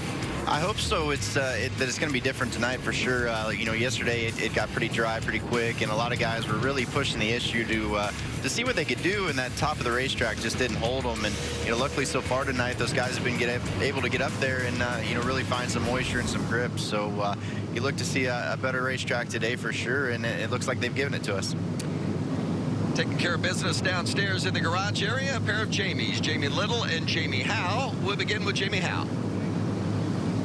Vince, for the first time in a long time, Matt Crafton told his team, led by his crew chief, Junior Joyner, that the changes that they're making are working. At the end of practice, they ended second fastest. They qualified ninth. And now that they know they have a truck that they can race with, their attention shifts to first, staying patient. Second, staying ahead of the racetrack. Now, both of those are way easier said than done, especially on dirt. But consider the fact that Matt Crafton is one of only 3 drivers entered in the field tonight who's ever won a race in a truck on the dirt. I would not count him out, Jamie Little. Well, Jamie, John Hunter Nemechek has certainly seen better practice days. On Thursday, they were working to make that truck better. And with 5 minutes to go in practice, boom, a big hit into the outside wall. Here's a look back at what happened. Once he got in, they looked at the truck. I talked to his crew chief, Eric Phillips, and he said, our truck that's in the backup position, that is way too good to try to repair this. So he's in the back now, in that backup truck. They have full confidence in it. But now on the flip side, it was 19-year-old Chandler Smith. It was a perfect day, and that was a word that he used. His truck did everything he wanted, great adjustments on it. This is a guy who's sitting just on that bubble for the playoff. He needs a good run here tonight. Vince Welch. Well, the Kyle Busch Motorsports camp has been extremely strong this season. They've won 8 of the 13 races. You mentioned John Hunter and Chandler Smith. They'll have Brian Brown, who has had great Knoxville success through the years in the sprint car. He'll be in the 51 truck tonight, so it'll be interesting to keep an eye on that 51 camp and the Kyle Busch Motorsports group tonight. How about this half mile, Michael? Oh, it's iconic, Vince. You can see the turns are banked at 8 degrees. There's black Iowa soil. We're going to dig deeper into that with Kevin as he explains to us what this dirt will do. You can see the width of the turn, 70 feet, and I promise you they're going to be trying to use 80 feet of that dirt in the corners. Our race analysis tonight, there will be 3 stages, and they are 40 laps, 50 laps, and then the final stage will be 60 laps, total of 150 laps. And of course, it's the 9th time that the Camping World Truck Series has raced on dirt, having done so at Eldora and Bristol. See the starting lineup. 40 trucks will get the green flag tonight, and I mentioned earlier, guys from the Cup Series like Chase Briscoe, from the Xfinity Series, Brett Moffitt, You got the dirt ringers like a Brian Brown or a Donnie Schatz, and of course the regular truckers. I don't know how you pick a favorite tonight. And you go all the way through the starting lineup, Vince, and there's guys that can win from deep in the field. Jessica Friesen, an accomplished dirt racer. Tanner Gray knows how to get it done as well. I'm looking so much forward to tonight because I just can't pick a favorite. We heard Todd Bodine and Bill Parsons pick a couple guys. I got to tell you, this is a wide open field tonight. Kevin, do you have one that has caught your eye through practice last night and what we saw in the qualifying races tonight? I thought Kraus looked really good, and you know, coming through the field, as well as Gilliland, who drove by several you know, trucks to get up there. So, you know, those two obviously from the front are going to be tough. And then you know, you got to look back at some of the guys who have run a lot of dirt races like Schatz, and those who are going to know how to chase the racetrack, but you know, got to figure out how to get through this long race and get up through there without beating anything up. Before we go green, let's check in downstairs again. Begin with Jamie Little. Well, Vince, you talked about the 51 of Brian Brown, sprint car champion, knows this place with his eyes closed, but he doesn't know about NASCAR and driving a truck here. Had never even sat in this truck until yesterday, right before practice. He's done zero simulation, but he got out of that truck after practice with the biggest smile on his face and said, this is a once-in-a-lifetime opportunity. I'm going to make the most of it. Keep your eye on that 51. Jamie Howe? Jamie, he may own 300 World of Outlaw wins and be a 10-time Knoxville Nationals champion, but this is Donnie Schatz's first attempt at a Camping World Truck Series race, and he lines up back in 22nd. He said, honestly, I'm not sure what it's going to take to move up. He's never used a spotter. He's never worked with the DGR team, but he does have dirt track instincts. He said he's enjoying this experience, and his warm welcome that he has received. I wouldn't count Donnie out either. Never count out Donnie Schatz, and I love that onboard perspective and right back into the eyes of Schatz in his workspace tonight. And also with an onboard is Haley Deegan, or there's another view from the Donnie Schatz onboard, and there's Haley. See her Monster Energy helmet there and that visor cam. That's a fun view, Kevin. When you get to ride on top of the driver's helmet, it really gives you that feeling that you're behind the wheel yourself. Absolutely, and it looks like she got her smaller steering wheel she was asking for yesterday. So you know, maybe that was some of the extra comfort level that got her through that heat race earlier. Yeah, she was really competitive in that heat race. And a smaller steering wheel just simply means you have to make less effort. You turn the wheel a little bit less and get the same response out of the tires. These drivers, you talked about Blue Emu, you'll feel better and you won't stink. Well, they're going to need Blue Emu after this race because they're going to be working those arms and feet. Mentioned a moment ago the final two races of the regular season. Only 10 make the playoffs, so this is a big night tonight with our regular season finale August 7th at Watkins Glen on the road course. So got a dirt race and a road course race in the last two, certainly creating some unique challenges. John Hunter Nemechek can clinch the regular season title tonight. Zane Smith, Matt Crafton can probably clinch playoff spots tonight if they have good runs. So there's a lot at stake. And of course, maybe somebody jumps up and grabs a win and ends up securing their place in the championship run. Always love to see the four wide. Yeah, this is something that you know, is really cool, and it happens you know, pretty much every night across the country on a lot of dirt series. So you know, it's not quite complete without a good Johnny Gibson four wide announcement, but this is pretty good. Yeah, you can see the sprint car fans are loving this salute to sprint car country from NASCAR. A lot of fun. You talk about that playoff picture, Vince. Kraus and Ingram right up front. They both have to win. They know that, and they're starting in a pretty good spot to do so.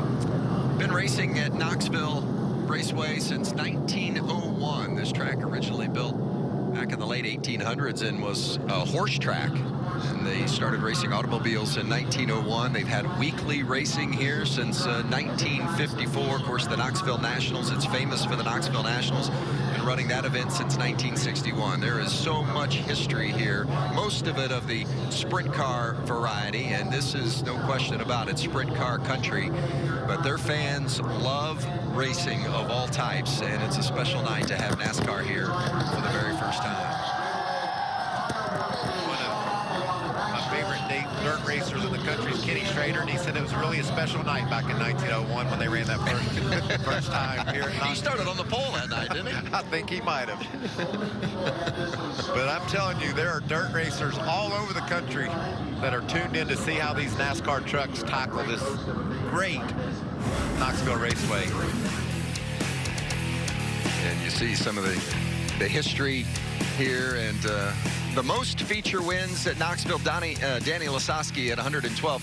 His nephew is Brian Brown, and Brian is in the 51 truck for Kyle Busch Motorsports tonight. Brown is 5th on that all-time wins list here at Knoxville with 53. I think Schatz has got a pretty good chance of catching Steve for the total Knoxville Nationals wins. Only 2 back, and I think he's got a few years left in him. Yes, he does. I would agree with that. There's a good look at the truck that Brian Brown is piloting for KBM tonight. Kyle Busch Motorsports has won 8 of the 13, and of course the last time we raced on dirt was at Bristol, and Martin Truex Jr. drove that 51 to victory lane. Jamie Howe on a little family affair with the Friesens. That's Stuart Friesen in the number 52, his wife Jessica behind the wheel of the number 62. Both of them just really excited about this opportunity. They've been waiting to be able to race together, but Jessica has hardly any experience in the truck. She's been leaning on Stuart for some advice on that, whereas Stuart had no experience here at Knoxville. He leaned on Jessica for that. Neither one of them were happy with their truck yesterday, still struggling with getting some speed during qualifying today, so they're not really sure what they have to race with. They know they've got the trucks as close as they can with the parts that they have available. But either way, they said this is just going to be a fun night.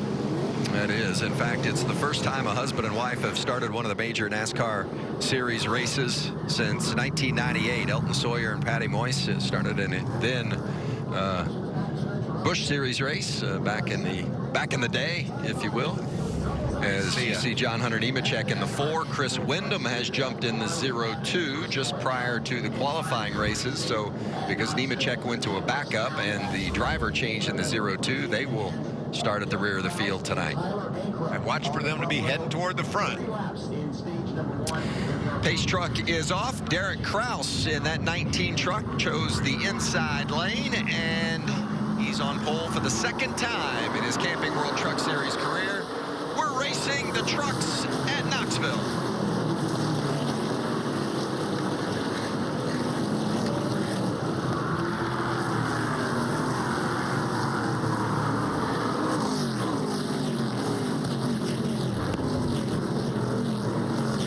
Try to grab those spots right out of the gate. Kraus secures the lead. Sauter working the top. Nice run through 3 and 4 for Johnny Sauter. He's able to make some ground up there.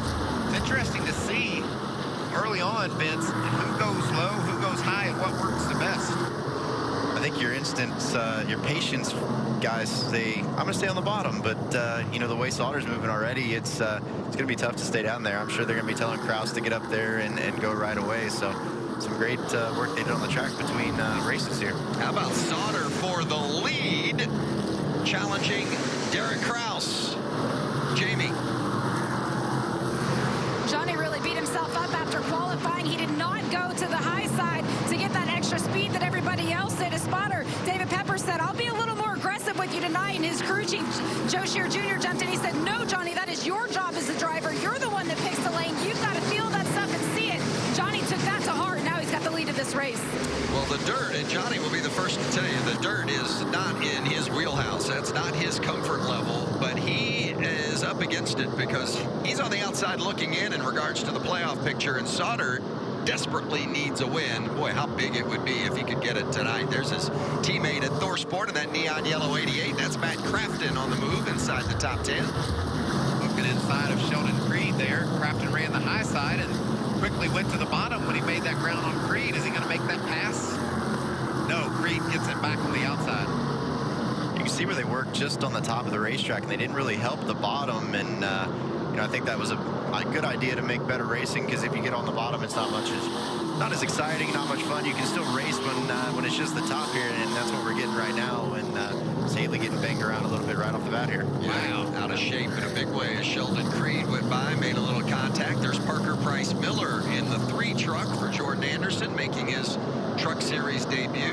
Kyle Strickler in the 20. Watch Haley. She gets sideways a little high off turn 4 and hits the wall and then bounces into Creed. That truck looks like it's got about 150 laps on it already after that little run off turn 4.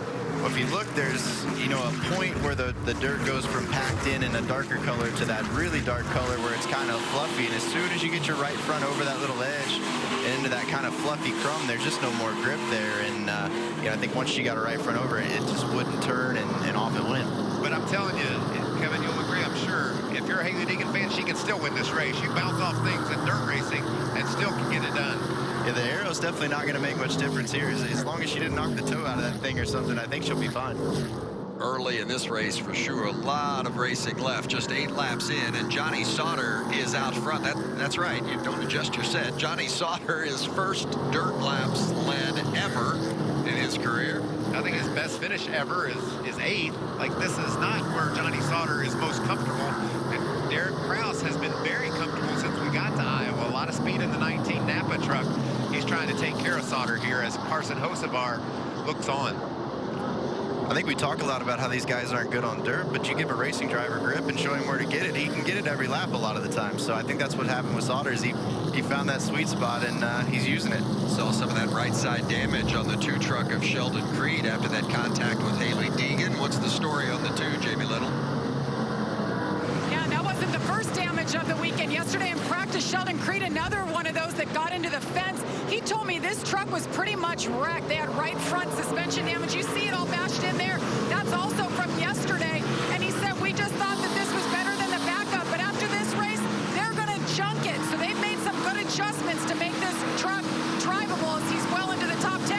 And meanwhile, the one of Hailie Deegan, she says she's just fighting a tight truck right now. Got into the fence. Some right rear quarter panel damage early.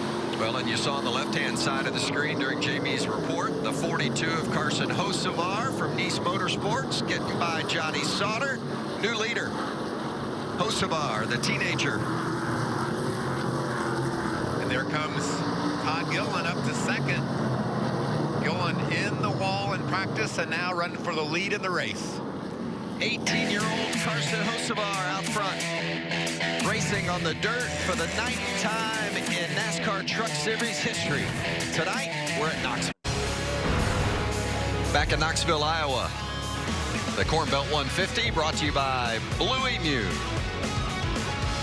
The NASCAR Truck Series here on FS1, and we are under caution. Johnny Sauter went around with a little help from the 04 of Chase Briscoe. Briscoe just bent his fender up just a little bit and couldn't complete the pass. And guess what happens next, Vince?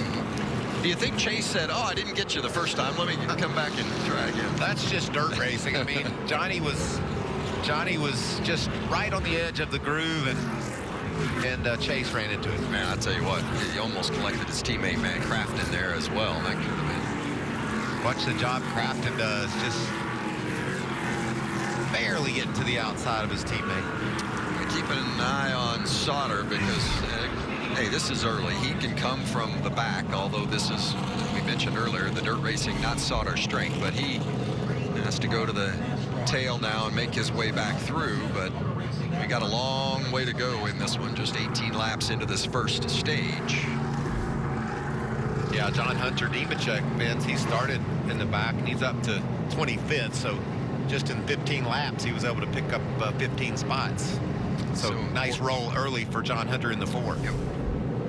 We mentioned if you just joined us, John Hunter had to start at the back because he went to a backup truck after a late practice accident destroyed the primary last night. They got about 90 minutes of practice last night, and then qualifying races here this afternoon set the stage and the lineup for tonight's race. You look at the all-time winners. We mentioned Danny Lasowski. Man, that guy could get it. Doug Wolfgang, 60 wins here at Knoxville. Terry McCarl. The King, Steve Kinzer, with 57. And Brian Brown, 53 wins. And he is in the 51 truck for Rowdy Kyle Busch tonight. Looks like he's made some friends there on the left rear. Track champ here at Knoxville as well. The Knoxville Nationals coming up next month, and of course that's a huge event in the sprint car world. If you're not a fan of the sprint car racing, certainly encourage you to take a peek at the Knoxville Nationals. It is some kind of show. And I think the fans, that's one of the great things about NASCAR coming to Knoxville, is that some of the fans that maybe not as familiar with NASCAR racing, who, you know, they are tried and true sprint car fans, they're getting a taste of NASCAR for the very first time. And ultimately, those fans will cross over and makes it fun for everybody. You know what I love, Kevin, is you look up front, it looks pretty calm. Look at this mess in the back. I mean, they're going to be 3 and 4 wide, dirt flying every which way. I mean, this is so challenging to be in a position where back here where Donnie shines and some of these drivers are going to restart. It looks like a mess, but it looks like a lot of fun. It does look like both, a mess and fun. If you're able to knife through that field, nothing feels much better. Hocevar up top. Jumping out to the front. See here if the pace laps had any effect on how that the grip up top works. Is sometimes you can get up there and pack it down and kind of kill it a little bit. Notice the trucks, some of them were running really high under the caution. Is that what they're trying to accomplish? Pat that outside down a bit? Yeah, sometimes I think, you know, that edge that that Haley got over earlier, you can kind of get up there and squish it down, and that was something the trucks didn't pack in, you know, while we were on break. And I think it was intentional to try to get something for the dirt to kind of pile up against and not just, you know, fade to the fence. But it also brings a challenge for these guys to, if you get over, you get in trouble. Speaking of challenge, Todd Gilliland challenging Carson Hocevar for the lead. Took it. Hocevar bounced back, and now Gilliland secures the top spot. Todd Gilliland, they have really been running well lately. You know, I was so impressed, Vince, with him and Coda down there on that slick road course track. You really have to use your feet, Jamie, to get the job done, and he's getting it done here.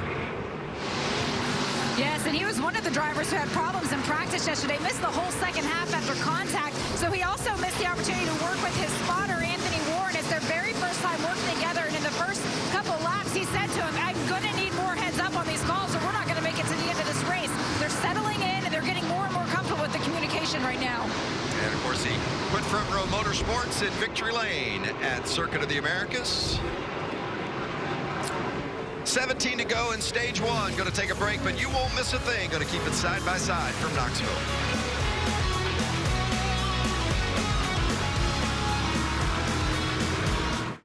Saturday is Baseball Night in America on Fox. And a star-studded AL showdown takes center stage. Here we go. Judge leads a loaded Bronx Bomber lineup. Man, can he hit. Against Altuve and the Astros, who continue their fight for the top spot in the game. Or an historic rivalry is renewed as Arenado and the Cardinals battle Bryant and the Cubs. Are you kidding? It's Baseball Night in America, Saturday at 7 Eastern on Fox and the Fox Sports app. So with your home and auto bundle, you'll save money and get round-the-clock protection. Sounds great. Sure does. Shouldn't something, you know, wacky be happening right now? We thought people could use a break. We've all been through a lot this year. That makes sense. Yeah. So... Now's not a good time, 3/5 of it in sync. Are you sure? You have us booked all day? Read the room, guys. Yeah. Right? There's an America we build and one we explore. One that's been paved and one that's forever wild. But freedom means you don't have to choose just one adventure. You get both. Introducing the wildly civilized, all-new 3-row Jeep Grand Cherokee L. I am a playground where kids of all ages are welcome, where everyone can come together and simply enjoy the passion, the spectacle, the speed, and the sound. This could be for the win right here. I'm where we're all reminded why we fell in love with this sport to begin with, and why it's like nothing else in the world. Experience a NASCAR race this summer. Get your tickets at NASCAR.com/tickets. NASCAR at Knoxville, the Camping World Truck Series. Todd Gilliland and Carson Hocevar snug at the front. The teenager Hocevar, 18 years old, from Michigan, chasing Todd Gilliland. Here's Chase Briscoe in the 04 and Matt Crafton in the 88. It just looks like so much more work up there where Ty Gilliland's running, isn't it? Like Crafton just hugging that bottom, but Briscoe hanging it out. He is out, and that was Parker Price Miller that had a problem. I think so. The left side was tore off that thing, Vince. Is he going to tell Donnie Schatz he's not happy? Or Brian Brown. Yeah, there's Excuse me. Brian Brown. Above that left rear wheel of Miller had some heavy damage on that 3. Now it was the 51 that got around. Chase Purdy in the 23 maybe helped him a bit. Oh, and look. Oh, and that's where Parker Price Miller, I think, suffered the damage. Did he jump up over the curb? He got held. Oh, and Jake Griffin, nice job slipping to the outside. Watch it from Haley Deegan's on board.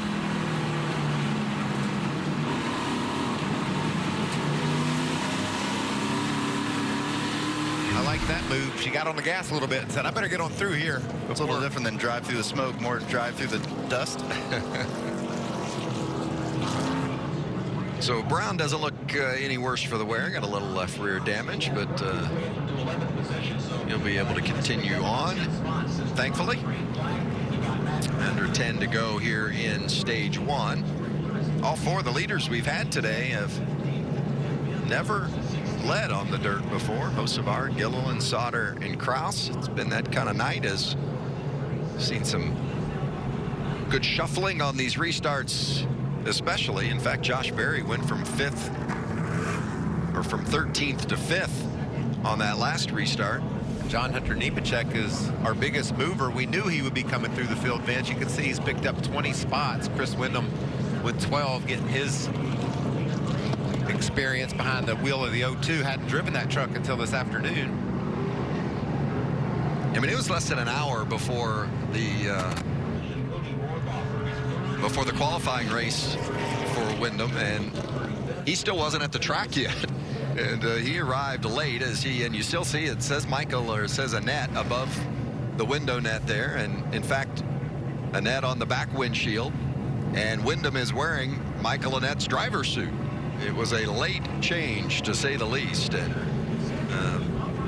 Windham jumped in that truck and ran the qualifying race, and he is on the move here tonight. Jamie Howe.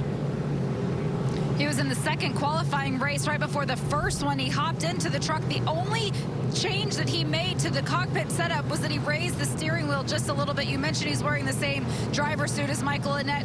He also was about an hour and a half away when they got the phone call. He made it here in less time than that. So this is actually his second race of the day, Jamie Little. And you guys mentioned John Hunter Nemechek, biggest mover so far, started in the back. They basically said tonight there's no such thing as pit strategy. We're going to have modified live pit stops, so there's nothing to be gained. They'll come in, they'll stop, they'll make their adjustments and change their tires. So they had to base it off of speed and talent, and that's exactly what they're doing. And obviously Eric Phillips knew what he was talking about, saying how good this backup truck was. Well, that's for sure. Eric Phillips, the winningest crew chief in Truck Series history. And what a pairing it is with John Hunter. They are related. Eric is John's uncle. You know, we saw that 02 that Windham is in, and a familiar scheme there with the TMC that your dad drove. Yeah, those were pretty cars, and a lot of polish went into those things back then, and it rubbed off on my childhood a lot as well, of having to do a lot of that on mine. The standard was set early in life that I had to stick to. That's a beautiful sprint car and a nice tribute to your dad and to Harold Annette, owner of that Michael Annette stat. How about Hocevar and Gilliland, Jamie? Gilliland has asked the team, where is he better than me? Where am I losing? They told him that he's turning out more than you. He said, your driving is better, but he's beating you through the corner. But as for Carson Hocevar, he said that he needs more left rear drive, and he's done some more security underneath him. So he's really said he's just taking it easy. More security. They'll be asking for that all night long, that's for sure. 5 laps to go in this stage and get back to racing. It'll be a mad dash to hold on to their track position. Every lap that goes by, this is a long race in dirt race standards, but it's going to be short for these truckers. You've got to get it done in a hurry. And we've seen that from John Hunter hustling through the field like he's done, along with the 02 truck. Chris Windham has made a nice move as well. Be interesting to see how much the outside is at a disadvantage here through 1 and 2. I think they'll take off well here, but see how much the bottom's actually winning. 4 to go as they cross the line here in stage 1. Gilliland in the 38, Carson Hocevar in the 42. The bottom line moving. Whoa, and Hocevar nearly into the wall there off 2. Derek Kraus in the 19, Josh Berry the 25 as they hug the bottom. Wow. I'm surprised he went back to the top. Me too. Kraus made it work on the bottom. And Kraus, just as he takes the lead, Jessica Friesen goes around, and the caution has come back out. Jessica Friesen making her Truck Series debut here tonight. The wife of Stuart Friesen, regular in the Camping World Truck Series, and identical Halmar truck here tonight. Jessica driving the 62, Stuart the 52. Little damage there to the left front. She gets rolling. Gotta wonder if that was berm or truck damage. Get an idea right here. Oh, little truck damage, as you called it there, Kevin. Twice. What's the story there, Jamie? Well, she's talking to the team right now, but she said that on that restart, she could not get it out of second gear. When she did finally get it turned around and get back at the tail end of the pack, she said it's still stuck in second gear. They're trying to talk her through getting it restarted in third gear, but right now she does not have the drive that she needs. Well, they're going to get an opportunity to work on it. Pit stops coming here at the end of stage 1, and this caution will bring us to the end of the first stage with Derek Kraus, your stage 1 winner.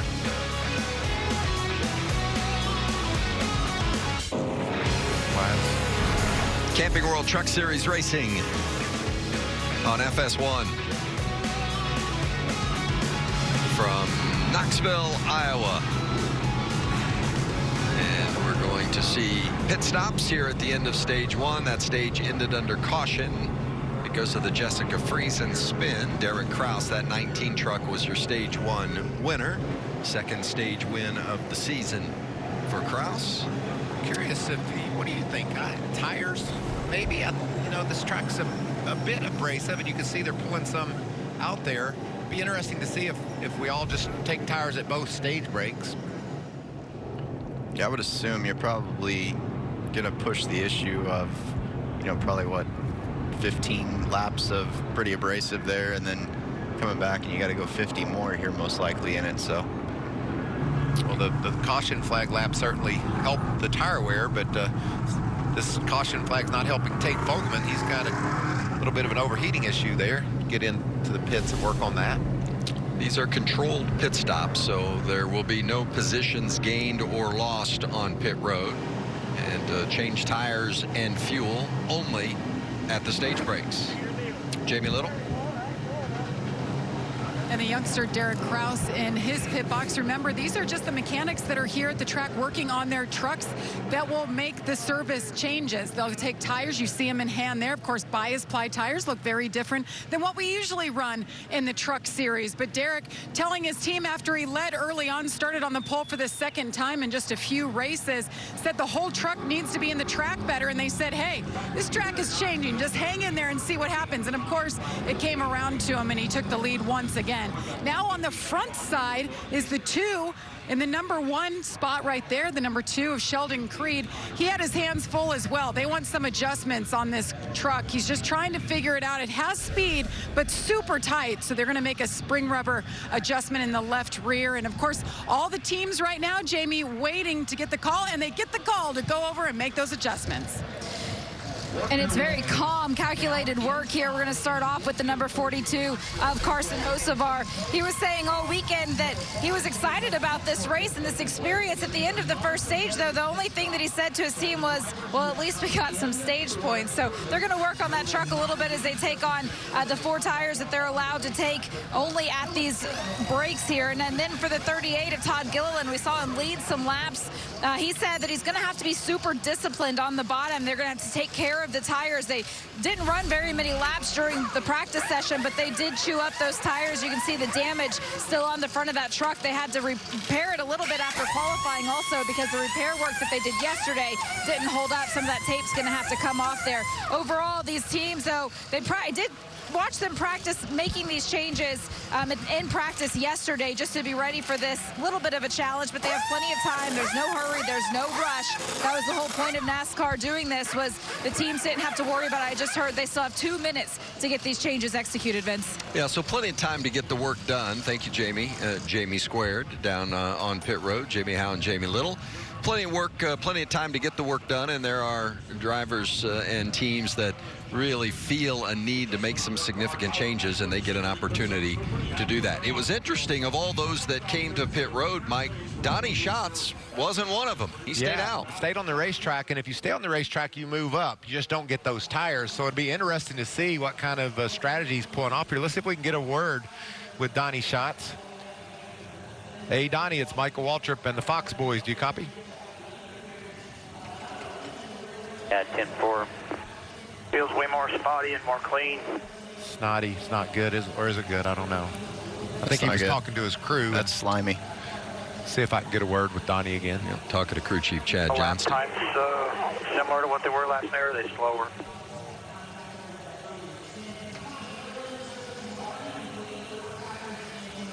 Donnie's. Yeah, fast is a 24 or a 23.86 looks like. We were in a 24.12 as our fast lap. So tires off the one look just like brand new almost. So. Oh, that's what they're wanting to know too. You know what the other tires look like when they took them off, and that's crew chief Chad Johnston. The body didn't look in very good shape when I went by. Well, this will either be a hero or a zero here. So. Well, we were gonna. Pretty important. We were going to talk to them about their strategy, and we heard everything there. The tire wear, tire wear's fine. Going to be a hero or zero. I'm not going to say we didn't need you at all there, Mike, in that conversation, but thank you, Chad Johnston and Donnie Schatz.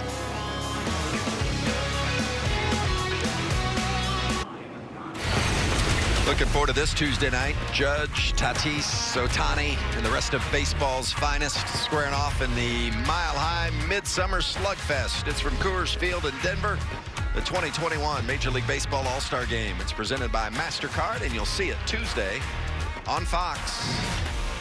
They can hit it further in the Mile High City. Long way. Long ball. Oh, how about this shot? Absolutely beautiful. Knoxville Raceway here in Knoxville, Iowa. Stage 1 has been completed, and Jamie Little, they were changing tires down there. How they look? Yes, they were. This is something that the drivers certainly were concerned about today, just tire wear tonight. So this is the set that just came off of Sheldon Creed's. This is the right front right here. See, it's not too bad. The wear looks pretty darn good. This is the right rear. But we're going to keep an eye on this, Vince, because they said the first stage, not a huge concern. Second stage, maybe, but it's the last stage of the race, the second half, where they're really concerned about tire wear. They only have one more set sitting down here. Certainly going to be something to keep an eye on, as you said, Jamie, as this race progresses and the surface of the track changes. Yeah, I think, you know, with like shots there, I feel like they can make this next stage without killing these because of how long they made it the first stage without really having to run, you know, down in the abrasive of the rubber. And, you know, if you can do that, I feel like everybody's got to come get him. So if he's got track position, it's going to be, you know, great. But, you know, definitely seeing the transition away from the top of the racetrack. And, you know, now it's starting to lock down a little bit down there. And most likely see everybody down around the bottom from here on out, I would say.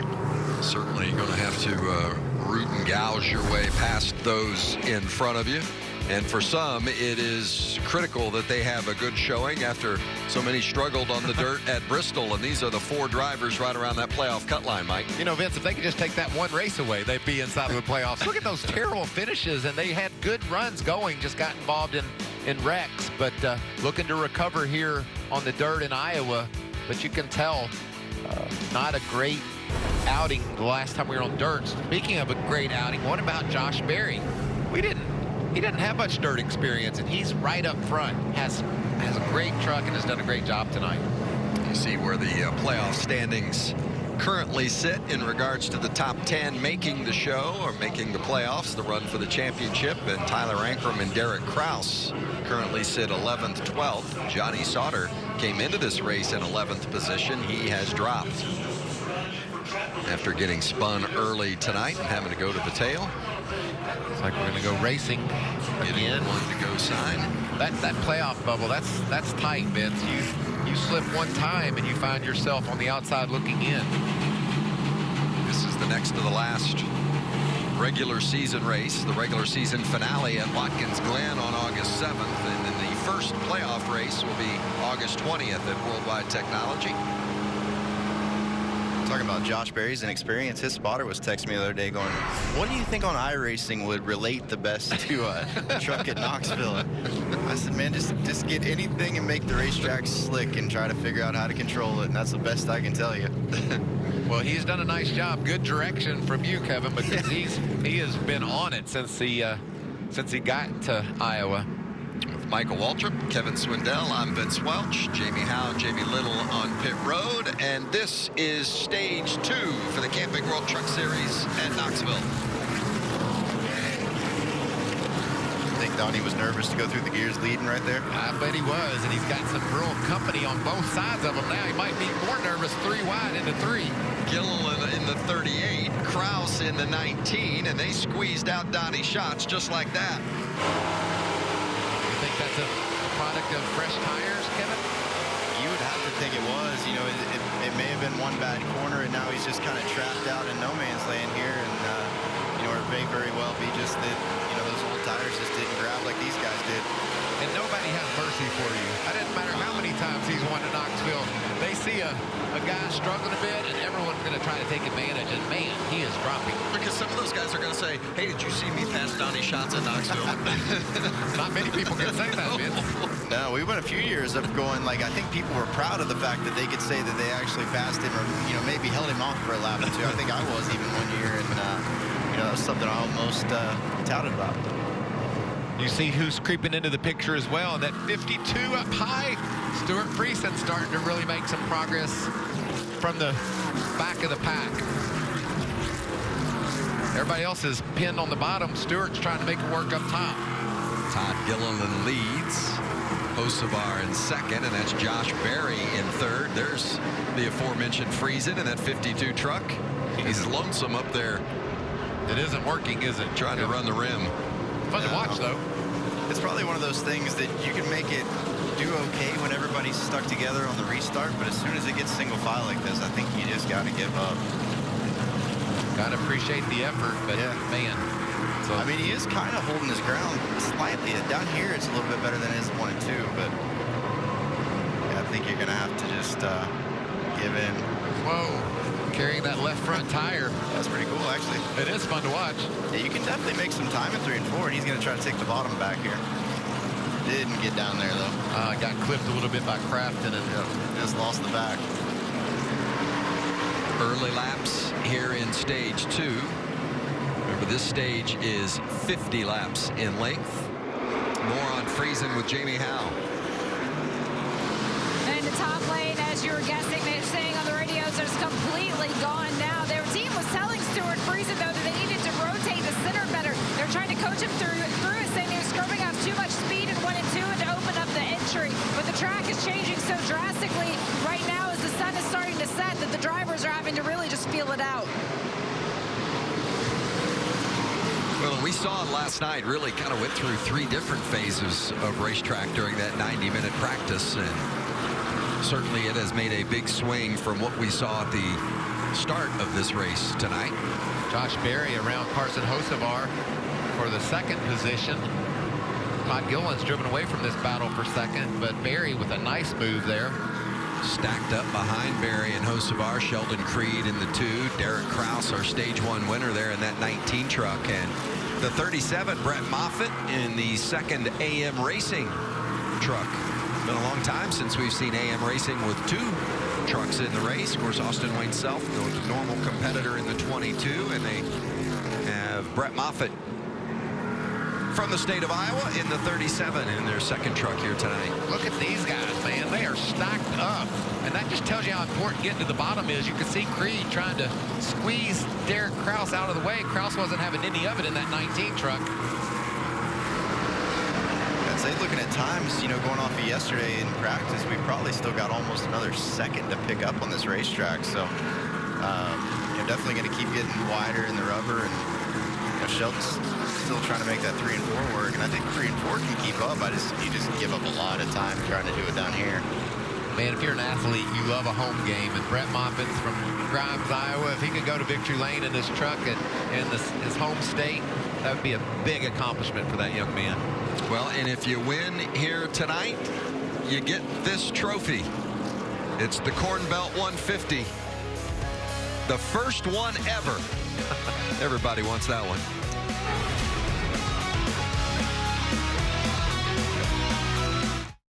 Tucker Carlson Originals. Now, a brand new episode. As crime and chaos overtake our cities, Tucker Carlson is fighting for our right to survive. Political leaders have become even more brazen about encouraging disorder. American citizens are forced to defend themselves. They have no choice. Plus, go inside the shocking details of the Great New Orleans gun grab. Please, open the door. Will history repeat itself? Don't think it won't happen. It can happen. Tucker Carlson Originals. New episode available now, only on Fox Nation. The magic is back. It's our race, and the best fans in the world are New Englanders. NASCAR racing the way it's supposed to be. A fender-banging, no-holds-barred battle to the finish line. They make contact. Kevin Harvick will win. Make memories with family and friends in a safe environment. It's the 50th NASCAR Cup Series race at New Hampshire Motor Speedway. The Foxwoods Resort Casino 301 on July 18th. Visit NHMS.com.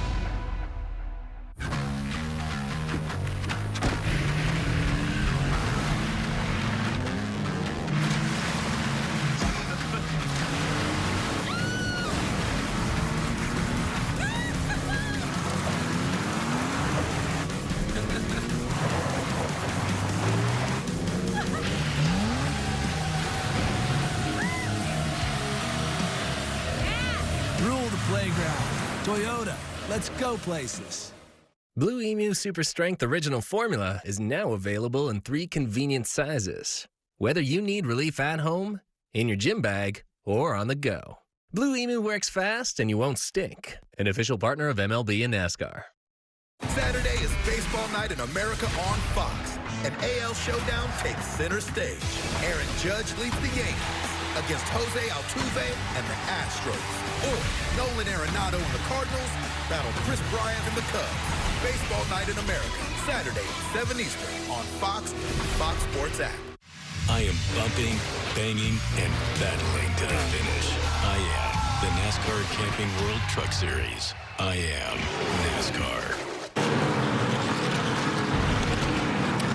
It's hard to get any ground gained up top, so there is a lot of rooting and gouging going on at the bottom as you look at Derek Kraus, and Kraus won stage 1, currently finds himself in 6th. That's because Austin Hill was doing the rooting and the gouging, Vince. He's really got that truck hooked up. We saw it in the heat races earlier. He's really got that 16th truck hooked up on the bottom. He was able to root Kraus out of the way, brought Brett Moffitt along with him, and now closed right up on the back of Carson Hocevar for that 3rd spot. He looks like, to me, he's got the fastest truck, and he's really not afraid to use that bottom. Look at him, right up on the curb, or berm. Hill clinched a playoff spot last week, or in our most recent race, I should say, and we're still waiting on him to win a race. He has not won yet this year, and we've certainly expected that. Wouldn't it be interesting if he ended up winning on the dirt, a place you really wouldn't expect Austin Hill to be a winner? But I just know, Vince, we see him every week. He's just really good at working the bottom of the racetrack. Whether you're on a 1.5 miles or here on the dirt in Iowa, he just has a knack for making his truck stick low, and he is really fast right now. He kind of looks like a guy who may have, gave up a bunch early in the night for, a truck that really worked once we got to this point. Wow, that's so cool. That tells you how important that bottom is. Jumped right up on that berm and was able to hang on to that 25 truck, but Kraus was rooting and gouging again. You might get some love back here if Barry gets back to him. Yeah, that was for 5th. Everybody chasing Todd Gilliland, who is out front in that 38 truck and now into some lap traffic. Gilliland has led 36 laps tonight. That's the most laps he's led this season. Right there, Josh Berry just said, I need the bottom, Derek, I'm sorry. But he cut it in a little bit too sharp and caught the berm, and up he went. Now the berm, it's not quite as aggressive as you might see it in a sprint car race, but still, you don't want to get up on it. No, it looks like, I mean, in spots, it's low, and it looks like off the corners they really trimmed it down, and usually it's a lot more square when, you know, when the sprint cars are there, and they've made it a lot more forgiving, where it seems like you can kind of use it to get up off the corner, up under a guy if you need to, and as you can see here, usually it's a lot more squared, stood up kind of directly like the tire, and they've definitely trimmed it back to make it a little more forgiving in case you get up there with the body.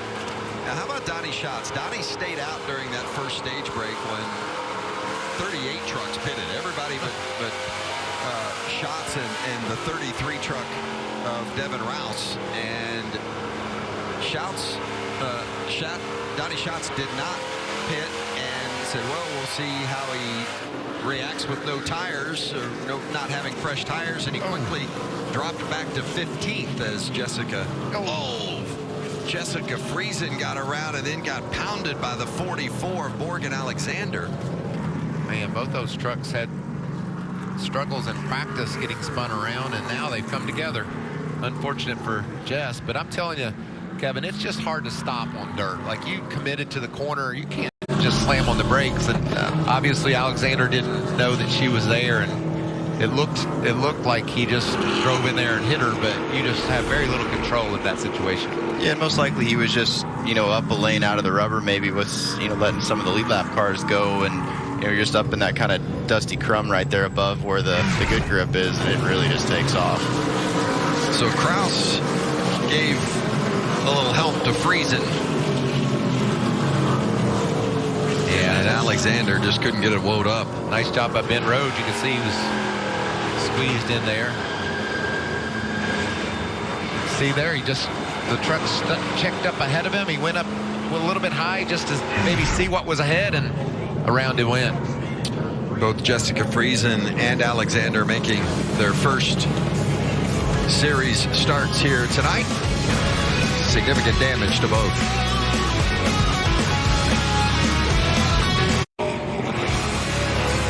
What a beautiful shot, and what a beautiful night it is here in Knoxville, Iowa. Well, the weather forecast was not good when you woke up this morning, but it has turned into a beautiful evening, very cooperative, and we are thankful for it in the Camping World Truck Series racing here at Knoxville, presented by Blue Emu. Downstairs to Jamie Little.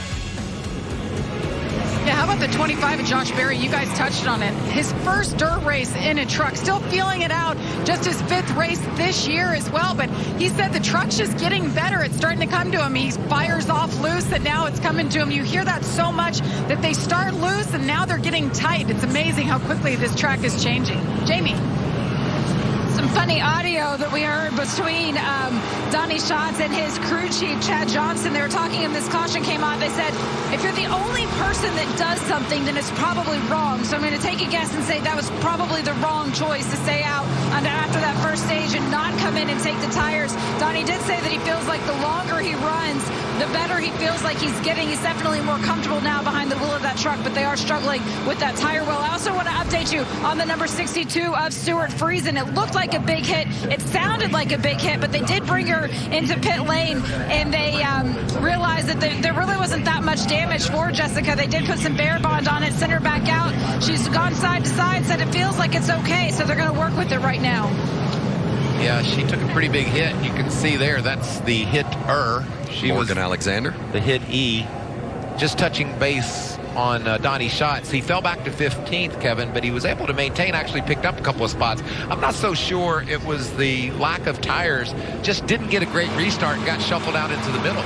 Yeah, it just seemed like he maybe just, didn't get down where he needed to, especially off the corner and left that lane. And those guys, probably just had a little more forward drive on fresh tires and were able to, squeeze him out. And then it was just a matter of deciding, do you go all the way back up to that scary top or, try to squeeze in? And he was just never able to get in. But, he was 11th at the stage break. He's only 13th now. So, I guess it wasn't a bad gamble. Not at all. And he will get tires here in a bit. And he's learned a lot about how these truckers race. This could be a benefit to him even. Chad Johnston, the crew chief, we had that radio, and he said, well, we're either going to be hero or zero.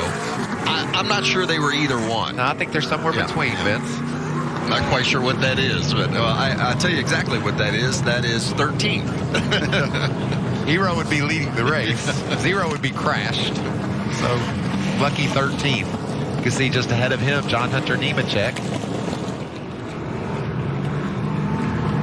These guys and girls sorting out the high lane that isn't sticking as well as the bottom right now. Will that change as the race goes on, Kevin, you think?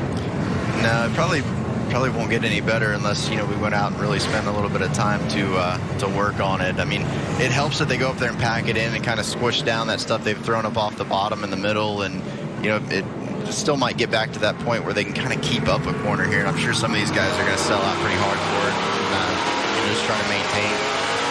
Back to green on this restart, and let's ride with Donnie Schatz and see what it looks like. 3 wide, that's what it looks like to me, Vince. Wow, tight. He's in a good spot to come out way ahead here on the bottom if he cycles through. Austin Hill in big trouble up there on the top. Second to about 7th now, looks like. And look at Moffitt, he's getting squeezed by Barry. Can Josh get inside?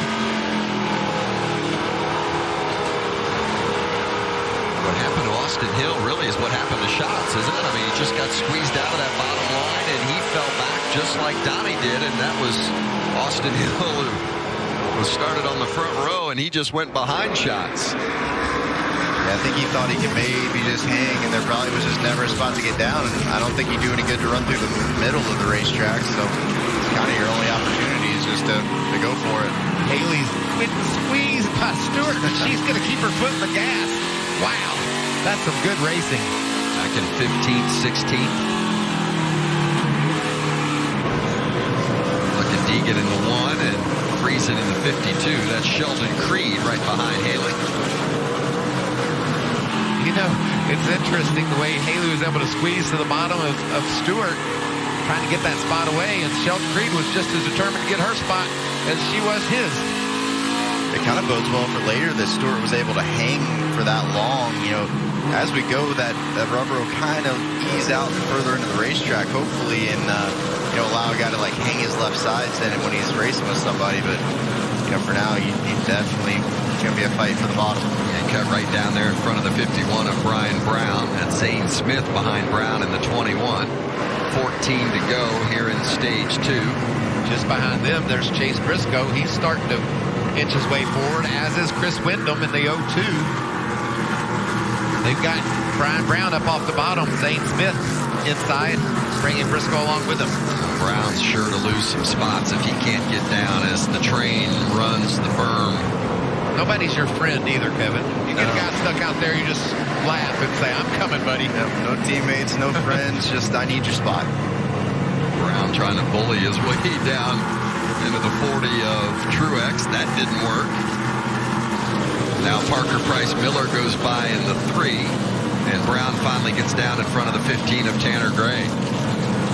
Look at Tanner. He's got the 45 of Jet Nolan all over him. Funny, it's about the opposite of Daytona and Talladega, but it looks a whole lot like it at times. There's way the you're leader. Just squeezing around. Todd Gilliland out front. Oh, and Haley Deegan. There's a really got. Yeah, hip checked is a good way. The Stanley Cup Finals just wrapped up, and it looked like a good hip check into the board. And now she's stuck. This is one of those really good times where if you could have talked your driver into just absolutely doing nothing the whole race, but just staying on the bottom and not making any silly mistakes, and hopefully getting down on the restarts. You could ease your way through here. I think like a few of these guys have, and have a good day without really having to work too hard. Look at those two. Yep. Deegan and Sheldon Creed. Or no, excuse me, that's Danny Bone, the 30. That was the hip check. Yep. She definitely tried to protect down the front straightaway and try to scare him off maybe of letting her back in, but he wasn't going to have it. Less than 10 to go here in stage 2. Look at Brian Brown. Tire rub. Major. Something going wrong. 12 right. Fogelman coming right up behind. I think it's the right front, don't you, Kevin? If I had to guess, I'd say it's probably that one.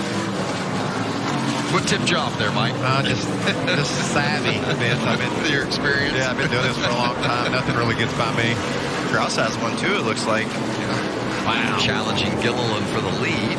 I don't know if Kraus is from damage or if it's just traveling that far now that the pace picked up. You know what Kraus is thinking? Not only winning Corn Belt 150 in Knoxville, but making the playoffs too. This is a solid effort for this team. Bill McAnally does a nice job with driver development. This is one of his students that's going to work to win this race. I mean, he came into this race 55 points below the cut line, Mike, and he has already cut 27 off that tonight. I mean, and we got a long way to go yet, and tell you what, he may end up winning this thing. That's great racing right there. He's really working over the back of that 38 truck of Todd Gilliland. 38's struggling to hold the bottom. Like, it's going to give the 19 a good opportunity to weasel his way up in there. If you can just get that left front or left rear fender, you know, on your right front, you pretty much can own a guy the rest of the way through the corner if you just keep inching him out. You might have it right here. It's happening right now. You're right. He took it away, and look right behind him. Here comes Carson Hocevar. He's got a fast truck as well. It's funny, the 19 and the 42 looked dead in the water a little bit earlier, and it went backwards, and there's Brown. Now they woke up. Bringing out the caution. I think that might end the stage. So Brian Brown, driving for Kyle Busch Motorsports in his Camping World Truck Series debut, has brought out the caution here near the end of stage 2. Derek Kraus, who won stage 1 and just taken the lead from Todd Gilliland. And as you see Brown going around to bring out the yellow, fortunate that others didn't get collected in that. Usually the sprint car, when that happens, you can just light the tires up and spin it right around, and the truck wasn't quite as friendly to rotating around. Finally gets her going. So that's going to bring stage 2 to an end, and it's going to be a sweep for Derek Kraus for the first time in his young NASCAR career.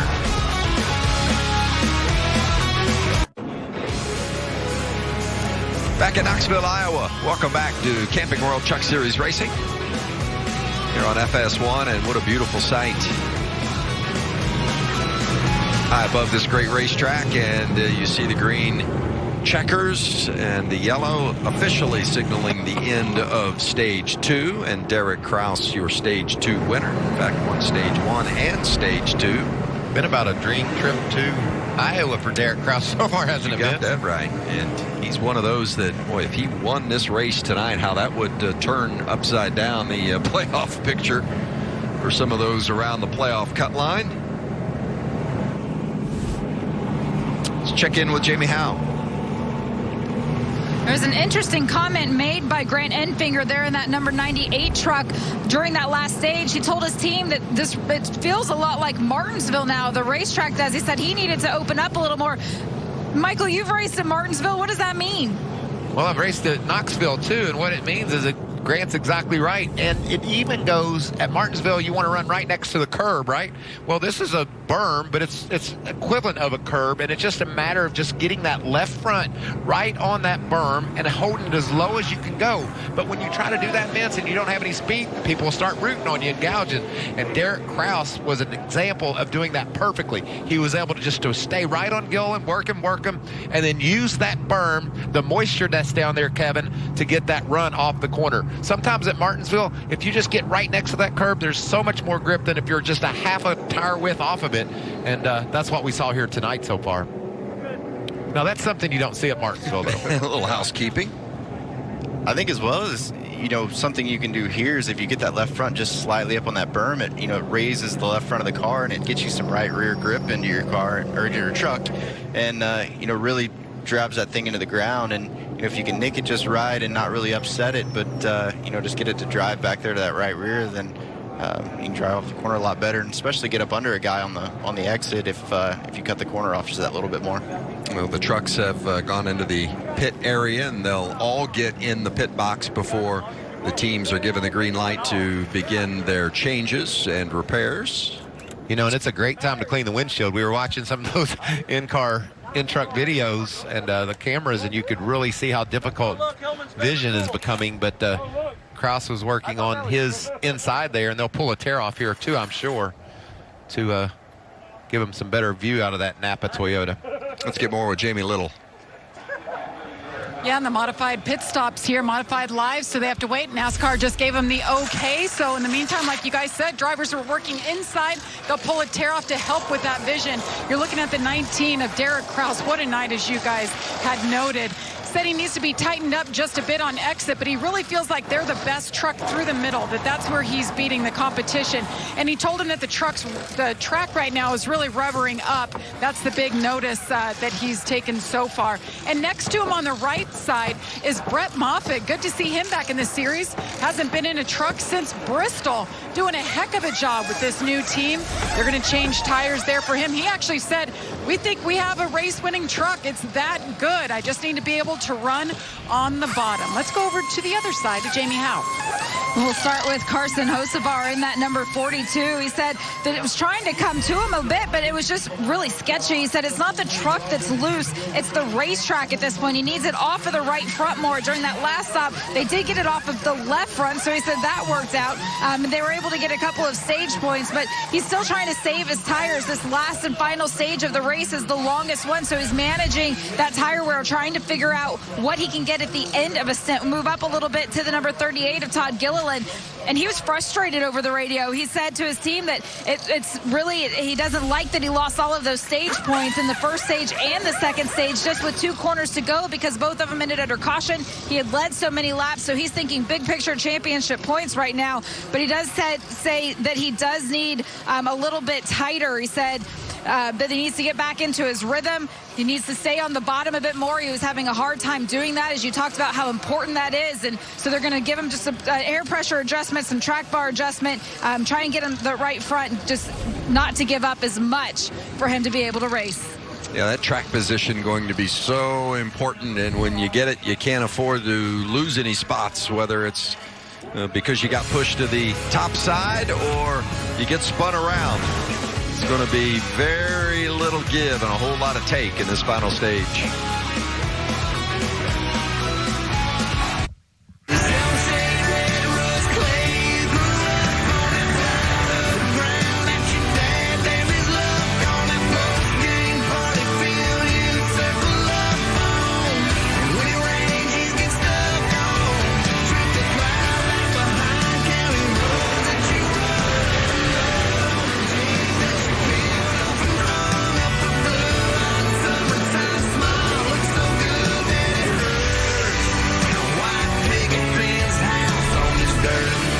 The Camping World Truck Series has raced in Iowa many times before, but never before at Knoxville Raceway. This is the first time NASCAR at Knoxville. The Camping World Truck Series on the dirt. Jamie Little. Well, then some different strategy for the 2 and the 8 team. Both decided to stay out. So I just talked to Jeff Stankiewicz, the crew chief for Sheldon Creed, and he said we were in a position where we were just going backwards. So we decided, let's play defense. We'll stay out. He said, but I just walked over and took a look at some of the tires they just took off those trucks, and I'm kind of worried about our decision. They cannot come in and put that second set of tires on unless one goes down. So they made their bet, and they're going to stick with it. You're either going to be a hero or a zero. I'm leaning toward the zero on this one. Yeah, those tires, we saw some that were really worn. So, and plus, if if Creed has to restart second. Yeah, that's what I was thinking. You know, Kevin, that's going to be a hard row to hold. And there's no choose zone here. Send the spotter down to the 34 with a couple $100 bills and beg. Yeah. Let me in. Or you just try to do the best you can to jump, get a good start, and get against the 18 truck of Chandler Smith a bit, but Chandler's not going to stand for that. A Sunday on FS1, the most anticipated soccer tournament of the year begins as the United States men's national team looks to defend its home turf, taking on Haiti in the Gold Cup. All kicks off Sunday at 8:30 Eastern on FS1 and the Fox Sports app.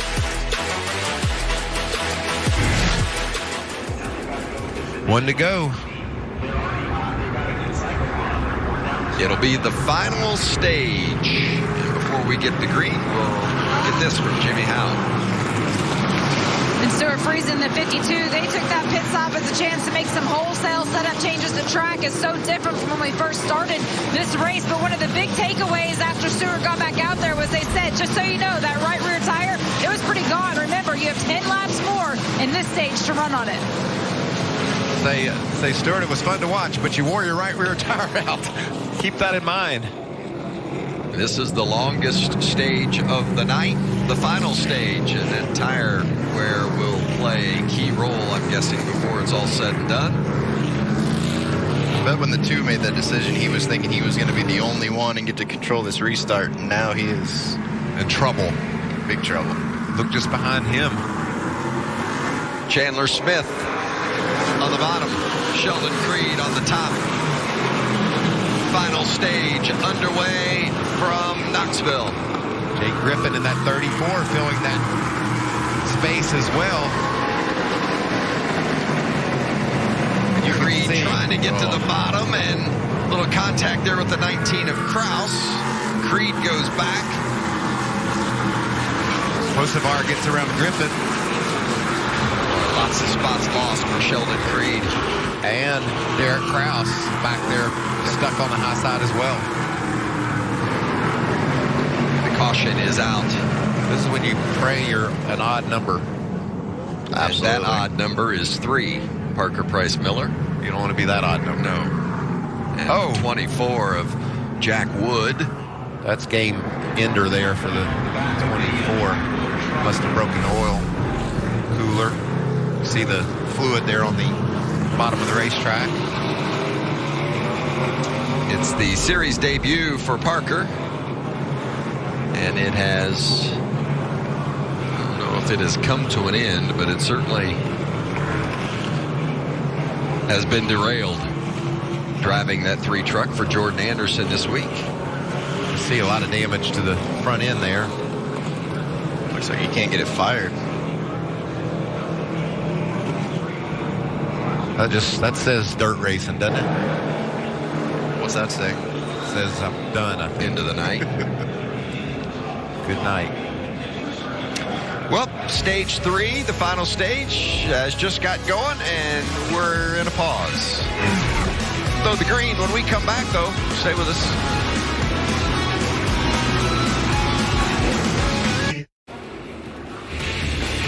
Knoxville, Iowa, in the 3rd and final stage. That 3rd stage just underway as we take a look at our Blue Emu race summary. Todd Gilliland has led the most laps at 61, but currently finds himself in the 10th position. And Chandler Smith is our leader. And I'm telling you, Vince, that's a real deficit. When you're on the outside, we see that. You want to be lined up on the bottom. Derek Kraus all the way back to 8th with that fast truck earlier. And speaking of Chandler Smith as the leader, Jamie Smith is with his crew chief. Or Jamie Little. Or but Jamie, either way, Jamie Vince. Little, Jamie Smith. There's 2 Jamies. There's a bunch There's of so many Smiths. Jamies, I can't even. There's a lot going on, but Chandler Smith is leading, and this is his crew chief, the man that made the call. He decided not to pit there yesterday. And Danny, I know based on practice, you guys were bad fast. Are you confident right now in your decision to stay out? Because you're out there till the end now. Yeah, I'm pretty confident. It's a one-groove racetrack right now. We knew that coming into this day, and we restarted on the top a few times and lost 6, 7 spots, and I knew that we had to have track position to be able to have a good finish tonight. When he can run his line, it's really good. So we'll just have to see to the end. There's about 55 laps to go. I think we can do it. All right, he's confident, Vince. Thank you, Jamie. And Danny Stockman, he's won a few. He knows when to take that gamble. I guarantee you, Vince, so he went and looked at some of those tires that come off those trucks at that stage break, and he is nervous. That's going to be a real stretch to run all the way to the checker on those tires. Can we look down there and see how much tread's left? There's an example of what came off of Stuart Friesen's truck. Gone. Wow. But remember, we did see Stuart Friesen run around the top dead sideways for about 10 laps. It could have worn out. As a driver, though, Kevin, you want your crew chief to tell you the tires look great. Oh, absolutely. Match perfect, staggered special, whatever it takes, you know. Probably the worst thing Chandler's thinking about right now is I wish I could have cleaned my windshield, though. Yeah. Tread will be king before it's all said and done. Final stage from Knoxville. This weekend, the best anglers in the world tackle freshwater's hardest fighter. Emotions run high. Tension strikes fast.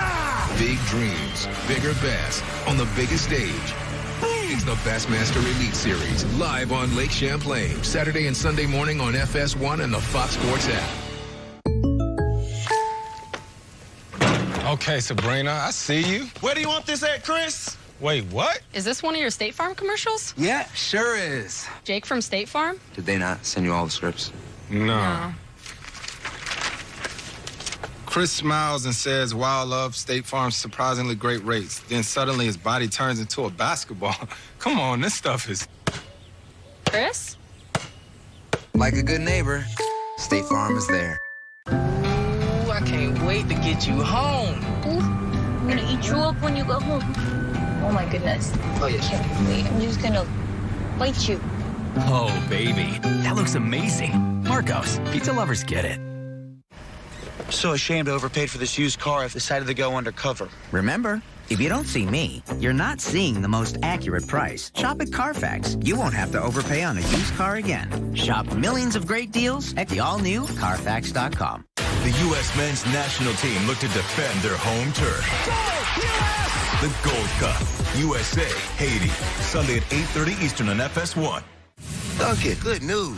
Missed any of Fox's Monday animation? Would you write me a prescription for some sexual healing? As we've discussed, I don't write prescriptions. Fox has you covered. Gives me a little ba-boom and a little ba-bang. You can watch Housebroken. Oh, it tickles, but in a good way. Honey, highly recommend. And Duncanville anytime. Thanks for coming. I love being famous. Fox Animation Domination Continuation. All new Mondays on Fox and watch anytime on Fox Now or Hulu. I am seeing what everybody else is not, and here we go. That is so dramatic. I'm a big believer that you cannot reduce sports to numbers. These are humans. These are athletes. I pay money to watch Hart. I want to pay money to watch Brady and LeBron. The internet's going to pay attention to this. You know it. I've always had a rule, never go cheap on transportation, toilet paper, or quarterbacks. The money for NFL quarterbacks is always worth it. It's the third different dirt track for the Camping World Truck Series after racing at Eldora and then earlier this season at Bristol. Tonight, we're at Knoxville Raceway in Knoxville, Iowa. Vince Welch, along with Kevin Swindell and Michael Waltrip, Jamie Little and Jamie Howe on pit road.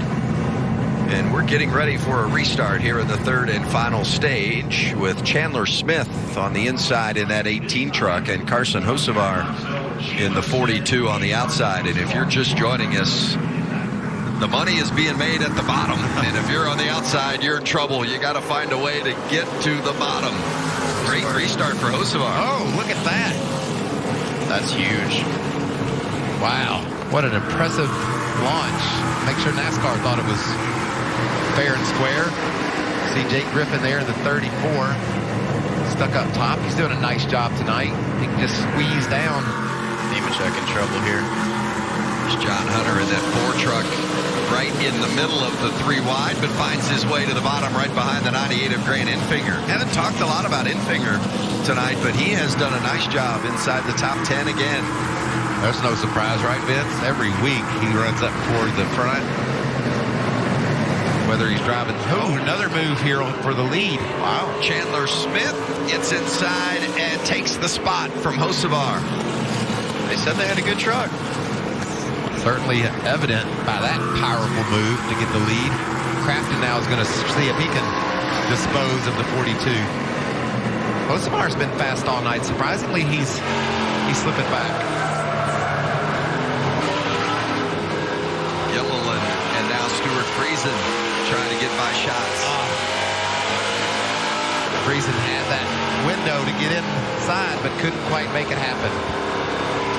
Got to be so careful about opening up your entry or your exit to anything, and if somebody get a fender in there, they're going to take it. Sheldon Creed trying to chase down John Hunter. Kraus on the outside. Derek Kraus there in that 19 truck. Won stage 1 and stage 2, and started the night from the pole. So I mean, it's been that kind of Friday night for Derek Kraus, getting the earning pole position and then winning stage 1 and stage 2. Can he, by chance, get up there and win the race tonight? Oh, left her down. 19. Nope. Around he goes. Just as we were talking about him, and it's a problem, and the caution is out for the 19 of Kraus. Now, we're to the point now where it's just, I got to run into you if I'm going to pass you. And we're seeing that repeatedly. Is that pretty much what you're seeing, Kevin?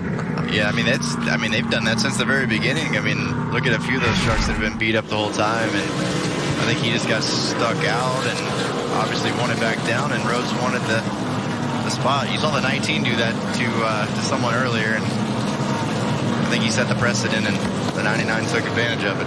Yeah, look right behind him, 38 shoving all over 99. So, and that bump off turn 2 was what cut the left rear. As you can see, it's flat there on the 19 truck. Yeah, I think whatever's sticking out of the body probably just dug into the side of the sidewall there. Maybe it was that chrome horn. I was literally. I think we finally have a picture of what a chrome horn actually looks like. We've heard about it for years. Yeah, I said I've never really seen one. Yeah, and just now behind the body. It's like the Loch Ness Monster, Bigfoot. You've heard about it, but you've never really seen it, and well, there it is. Yeah, Ben Rhodes said, all right, guys, push has come to shove, and I've got my chrome horn out. Will NASCAR make him? Is the chrome horn related to the Lucky Horseshoe?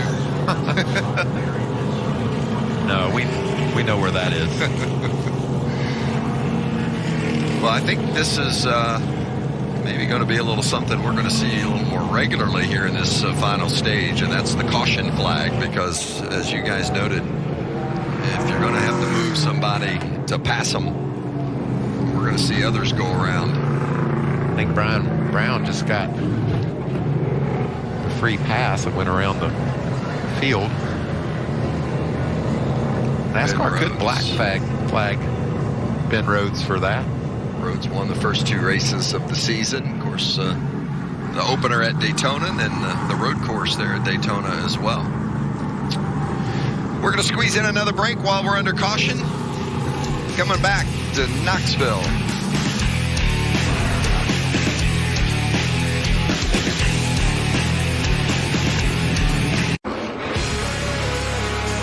Knoxville Raceway in Knoxville, Iowa. It's race number 14 of the Camping World Truck Series season. The next to the last race in the regular season. We'll wrap up the regular season August 7th at Watkins Glen. Begin the playoffs August 20th in the St. Louis area at Worldwide Technology. But we got business to finish here in Knoxville, as Chandler Smith in the 18 has shown he just might have the truck to beat Carson Hocevar starting on the outside. Got a great restart last time and jumped to the lead. Let's see what happens this time. He's done it again. Wow. Don't think he quite made the rubber, though. Gave him just enough to lean in there. Oh, what great racing. Good move by Chandler Smith to grab the bottom. Got him. And Hocevar better get down quickly, and he does in front of Matt Crafton. Right behind Crafton is the 25 of Josh Berry. They're squeezing in for space in the back. John Hunter trying to cut down. There's Stuart Friesen. Right behind him, 99 with his chrome horn. It looked like they were black flagging him as we went by the flag stand there, maybe, if I saw that right. The outside is not the place to be, and yes, they are, giving the black flag to the 99 of Ben Rhodes. Man, they've been nice. They could have got that handled under caution. Why wouldn't they? Yeah, you don't know what the communication was like, but this is going to be a couple, 3 laps he's going to lose. Costly. I wonder where you actually have to blend to come to pit road here. I guarantee you Ben Rhodes is wondering that as well. Tracy Hines, Thor Sport Racing, having that conversation with the NASCAR officials. Jamie?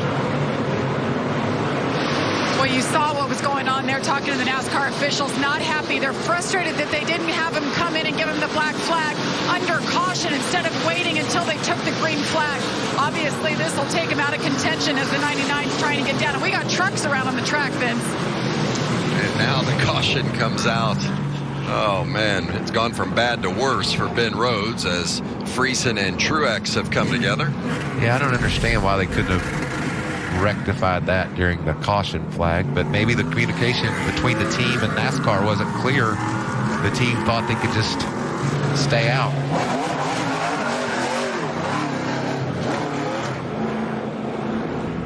Although with Rhodes coming in and the caution coming out, at least maybe it does. Could have been a lot worse. Keeps him from losing multiple laps. It looked like he was really close to actually staying on the lead lap there. I'm surprised they didn't just let him roll through and keep his lead lap spot, or just and then come back around under full yellow. You see Tracy Hines, part of the management staff at Thor Sport, still arguing that with the NASCAR officials. There's Friesen getting turned around. Was that Austin Wayne Self in the 22 maybe? Looked like the 2 shoved the 22. Got the 52. And Chase Briscoe almost got collected there as well. And then Truex on the outside didn't have much choice. Tracy Hines, outstanding racer in his own right. And you see just a lot of upset team members trying to figure out the communication, I presume, or lack thereof, in regards to the 99 of Ben Rhodes. Trying to get this issue resolved as Rhodes has already been down to serve his, not serve his penalty, but fix the damage. Rich Lucius. And the NASCAR officials, I've never seen an official change the call. Well, and regardless of the sport. Yeah, he's a couple of laps down as a result of the miscommunication. Whatever happened, we're not clear whether NASCAR might have clearly said pit under this caution and they just didn't do that. We don't know. But you can tell the way Rich has argued his case, he felt like they've been done wrong.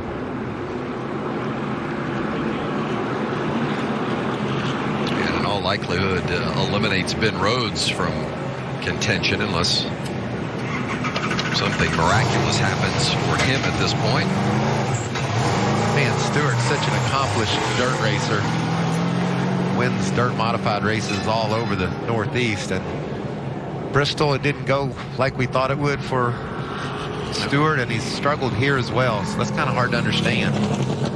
We've seen tempers flare here on the dirt, and can imagine what might happen when the playoffs are on the verge of presenting themselves when we run the regular season finale at Watkins Glen in a few weeks.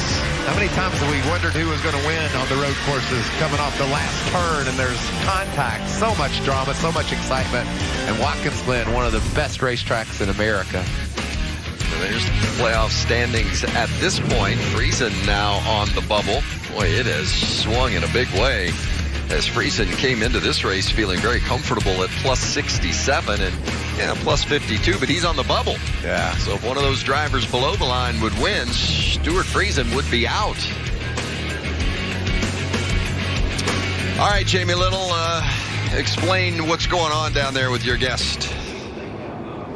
Yes, Rich Lucius, we just saw he was surrounded by NASCAR officials, obviously very frustrated by the call to bring your driver in because you guys had something in the grill. What was their response to you? With about 2 to go, they were talking about it, but they didn't tell us we had to pit. And then all of a sudden, when we were coming back to green, they had told us we were going to get black flagged, we had to pit. So I guess I'll go to the NASCAR hauler after this race and figure out why they were going green and told us we had to pit, because it's pretty much bullshit. Sorry for the language. Thanks, Rich.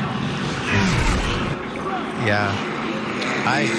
I understand certainly his frustration because, when you're coming to 1 to go, he was riding around with it for 4 or 5 laps under caution.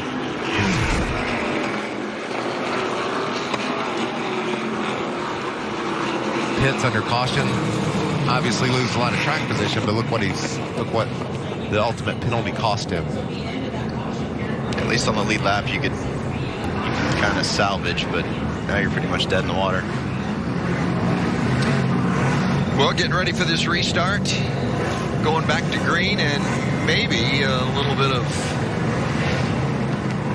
racing because it seems like it has been very up and down, and the caution comes out after a lap or 2, and haven't really found our rhythm here in this final stage. And Hocevar with another good jump in front of Chandler Smith. I don't know how he's doing it from the outside. I don't either, because look at Brett Moffitt. He was right on his tailgate. Now Brett stuck up top in that 37 truck racing beside. Oh, and look at Austin Hill digging down low. Josh Berry took the worst of that. Berry now stuck 3 wide on the outside. That's not going to work. No, Berry still trying to find a way to the bottom, and Austin Wade Self gave him a little nudge. Self couldn't get to the bottom either. For the lead, Hocevar can't hold it. Chandler Smith takes it, and Matt Crafton grabs second in the process. I would assume by the looks of that, the 18 helped him in the corner. Got him a little bit wide. Just gave him a little entry speed. Grant Enfinger now pursuing Hocevar for third. And 18's got to be wondering about his tires too, Vince. He's got the lead, but will that right rear hold up for him? Chase Briscoe in the 0-4. He'll run the Cup race in Atlanta on Sunday. I'd like to get him another Truck Series trophy here tonight. Jumping on the plane and flying south. Todd Gilliland in the 38. Winner earlier this season at COTA. The 2 of Sheldon Creed, one at Darlington.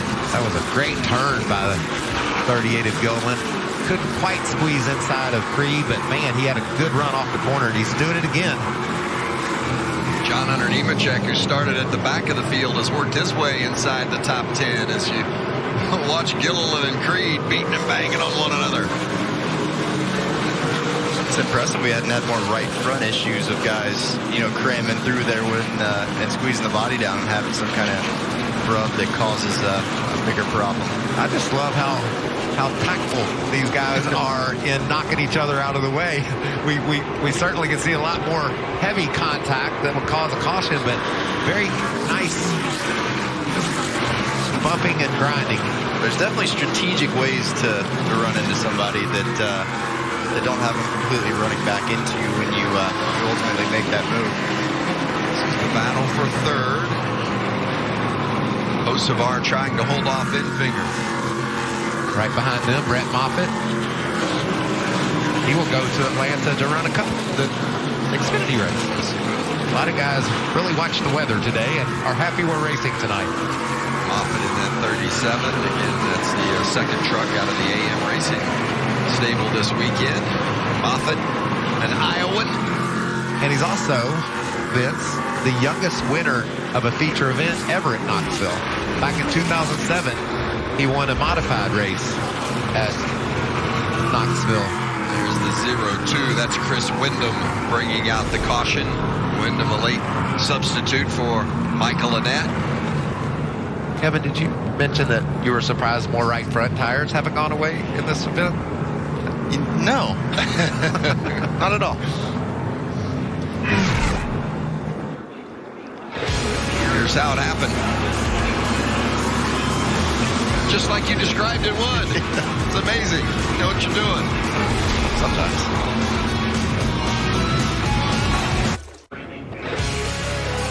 Less than 20 to go at Knoxville. Our Camping World Truck Series. Check in with Jamie Little before going green. Jamie? Listening to Chandler Smith, the leader. Remember, he's on those old tires. He said, I just can't get going on these restarts. I just have so much wheel spin. And his crew chief told him, Danny Stockman said, you got to get on it. You got to go faster. You're a little slow to the box. After that, though, they feel like they're the fastest truck out there. Right behind him, Matt Crafton in that number 88. Remember at the start of the show, we talked about him saying that patience and staying ahead of the racetrack were going to be the two keys. He's been able to do that. Now it is go time. The team telling him that you're better than Chandler Smith is in that number 18. On this restart, you have the ability to get him. Right behind Matt in the number 42 is Carson Hocevar. He's frustrated right now. He said, you can't take the truck out at all, but he said he needs to in order to get any drive off of it. So he's very frustrated with the truck that he has in these closing laps. So Chandler Smith, remember, did not pit at the end of stage 2, stayed out, and we thought really tires were going to make a big difference, so he did not get fresh tires at the end of that second stage. But even though it's not working on the initial jump at the restart, doesn't seem to hurt his speed much once they get going, as Jamie reported. Yeah, but I think Matt's been a really fast truck lately. You know, Carson seems to be struggling a bit. Crafton, if he can get a start like Hocevar got, I don't know that Chandler Smith's going to just drive back around Crafton. I would agree. Grant Enfinger will start behind Crafton, so a couple of ThorSport teammates there in the 2 and 4 positions. Lap is being added. Go ahead, Kevin. I think I agree with Danny, though, about just needs to roll into the start faster. I think that's about the only way he's going to minimize the wheel spin here to launch better. And you know, even before they said that, that's what I was thinking is the only thing he can do is just roll quicker. Well, he's the control truck, so he can pull him in there a little bit faster than normal and get away with that. Obviously, NASCAR doesn't like you playing a lot of games in the restart box, but he can speed up some, and that's the direction he got. You were saying during break that's what you thought he should do. Kevin Swindell and Michael Waltrip, I'm Vince Welch, Jamie Little and Jamie Howe down on pit road. 15 laps remaining here in the first ever NASCAR race at Knoxville Raceway here in Iowa. You look at our playoff cut line there at the bottom left-hand portion of the screen, and at 58 points, it's pretty sizable. And Stuart Friesen a little bit nervous now on that bubble. Can Ankrum, Johnny Sauter, can they make something happen here in these last 2 regular season races? Right now, Ankrum sits in the 12th position, and Sauter is deeper yet. Back to green. I think he's got it done this time. If he could just hook turn 2. He picked up the pace for sure, leading into his roll there. Just had to cover the 42, pushing him down to the 1. Oh, more contact. It is going to be tough to get a position without contact here in these final laps, because the spots are so valuable, and especially down on the bottom. We are full contact truck racing at Knoxville Raceway. Chandler Smith leads, Carson Hocevar second, and Brett Moffitt, the Iowan, is third. Boy, what a story that would be if Moffitt could manage to take it to victory lane, but he's got a bumper full of Grant Enfinger right now. That was aggressive, and look up front.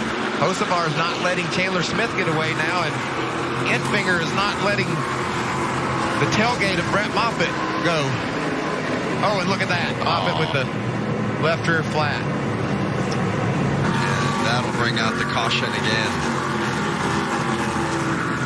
I was literally just about to say that 37 is about as clean of a truck as anybody has. And now it's as bad as anybody's. Yep.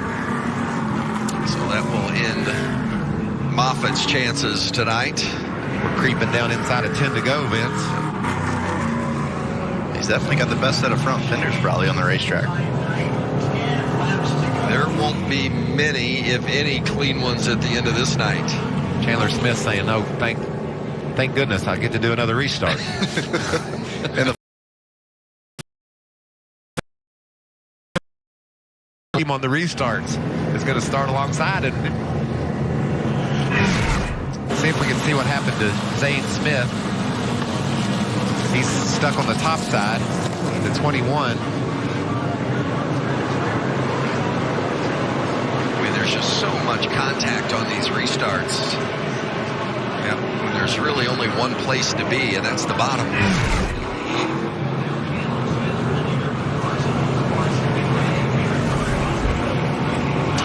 Check in with Jamie Howe. And Phil Gould's the crew chief for Carson Hocevar. I heard you say he's the only one that's able to hang high at all there. What are you seeing in these last few laps that you think can get you guys a victory tonight? Well, we just been too tight this whole last run. We were trying to conserve the right rear, and it's starting to come around for him, but just be nice to get some green flag racing. So we... You know, and I saw that too, Kevin. He really was hounding Chandler Smith where Chandler had been driving away. So it almost seems like the tires kind of equalize after like a lap or so, but Chandler's just got to get through that first lap. You know, then it's kind of almost like they're back on equal playing ground, but he definitely was all over him, pushing him down into one and then through 1 and 2 there. And what about Enfinger? He's going to line up third. He just put the power move on Brett Moffitt. Yeah, he's obviously not afraid to get aggressive here, so. Austin Hill has been so good on the bottom as well.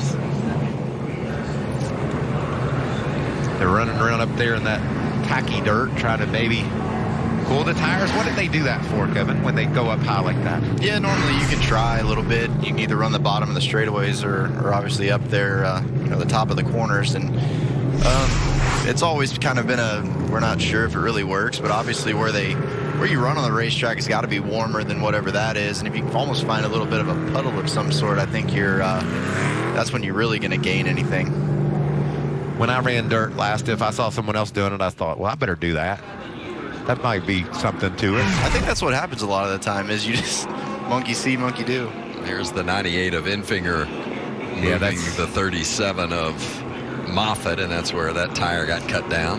Look at that front bumper of Enfinger. He's been using it all night. Not the first time he's used it. Watch right there. No more left rear. Squishy.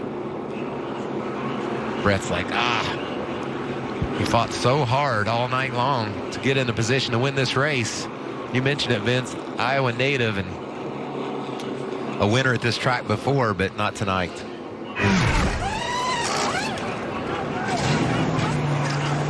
Some repairs done to that 21 truck of Zane Smith as well. That's a tender bison. Most of those guys out there are tough bisons tonight. Not the way. How do you want your bison, Mike? Do you want that? You want your bison tender? I want it tough tonight. I need a tough bison. You could see there. 1 to go. This is going to be fun. Oh, it's down to the nitty-gritty now. It is going to be a tough spot to get. Every spot's going to be earned at this point. What do you think Danny Schatz is thinking, Kevin, with all this bumping and gouging? Hadn't seen... He hadn't seen this much contact probably in his whole career. That's what I was thinking. I know he's seen a lot of action, but it's funny. He's a guy who honestly, he flipped like a couple weeks ago, and it's one of those things you don't see him crash very often ever. And you know, he's not one to really tear anything up. And yeah, this is probably the most he's been run into or ran into anyone else, you know, in the last 20 years of his career, I'd say. It's been fun to see Donnie in the show. And then I've enjoyed it. They're adding a lap because there's a mess back there trying to sort out who's starting where, and I don't know how they fix this. Guys are just trying to take it on over who's in what position. This got to help the 18, doesn't it, Jamie Little? A little bit. It's interesting. I've been listening to their radio and the back and forth between Chandler and his crew chief, Danny Stockman. Danny said, do not spin the tires. You don't have enough tire. Do not spin the tires. And the intensity, Vince, you hear and you realize they've never won a race together. Chandler Smith is a rookie this year. He has never gone to victory lane. They feel it. They know it's in their sights. They know the truck is good enough. They just have to nail this restart. Yeah, better to run them under caution than under green. Nobody's banging into you or moving you out of the way under caution. Well, can we stay green to the finish? We're about to find out. I'm going to guess not. Camping World, 5 to go at Knoxville. Oh, and Chandler Smith gets a good jump this time. And look at Grant Enfinger wedging his way inside of Hocevar with Austin Hill. The guy we've talked about all night long being so good on the bottom. He's rooting all over the back of Enfinger. So Chandler Smith with the lead, and it's a big fight behind for second. And 10, 12, 14. Everywhere. And look at Austin Hill. He's trying to squeeze inside of Enfinger. Austin Hill's going to get second. Enfinger back to third and a big pile up. And it looks like NASCAR overtime. Pretty much saw that one coming. Chet Nolan, the 45. Haley Deegan involved in that as well. Heavy damage to that one truck. Austin Hill with an awesome job getting to second. And the bad news about that is you're in second, Austin. Well, and there's no choice about starting on the inside because no choose zone here. So Austin Hill will have to go to the outside, and Chandler Smith's going to have to endure another one of these restarts. Couldn't you hear that conversation between he and Stockman? You don't have any rear tires. You've got to be careful. And Chandler Smith's like, well, you're the reason why I don't have any rear tires. Don't be yelling at me. I mean, there's just not enough room. No, there isn't. John Hunter goes around, and then Haley just nowhere to go. Johnny Sauter. Sauter, yeah. Parker Price Miller barely getting through.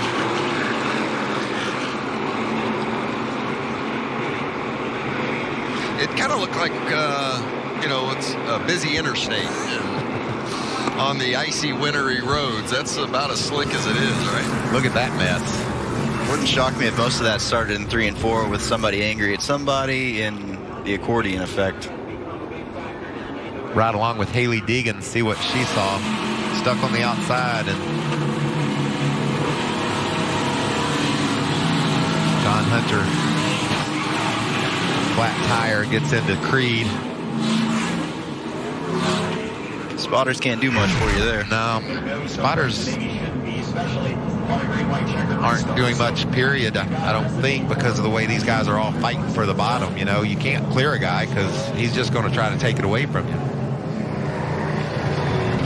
I think a lot of times, even if somebody says inside, you're just going back to where you were and hoping for the best anyway. Yep. It's probably the most the left side mirrors have been used this year. It's so hard to see, though. That on a dirt track with the mirrors getting dirt on them and the dust and all that's going on.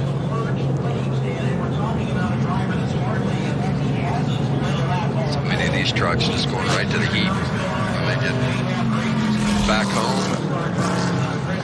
And some serious damage. As Sheldon Creed, the defending series champ, pulls it in. His hopes for a victory are dashed. Who do you like? Who's it going to be? Well, I'm going to take Chandler Smith. Kevin, who you like? Well, you're right on a limb there. Don't fall off that limb.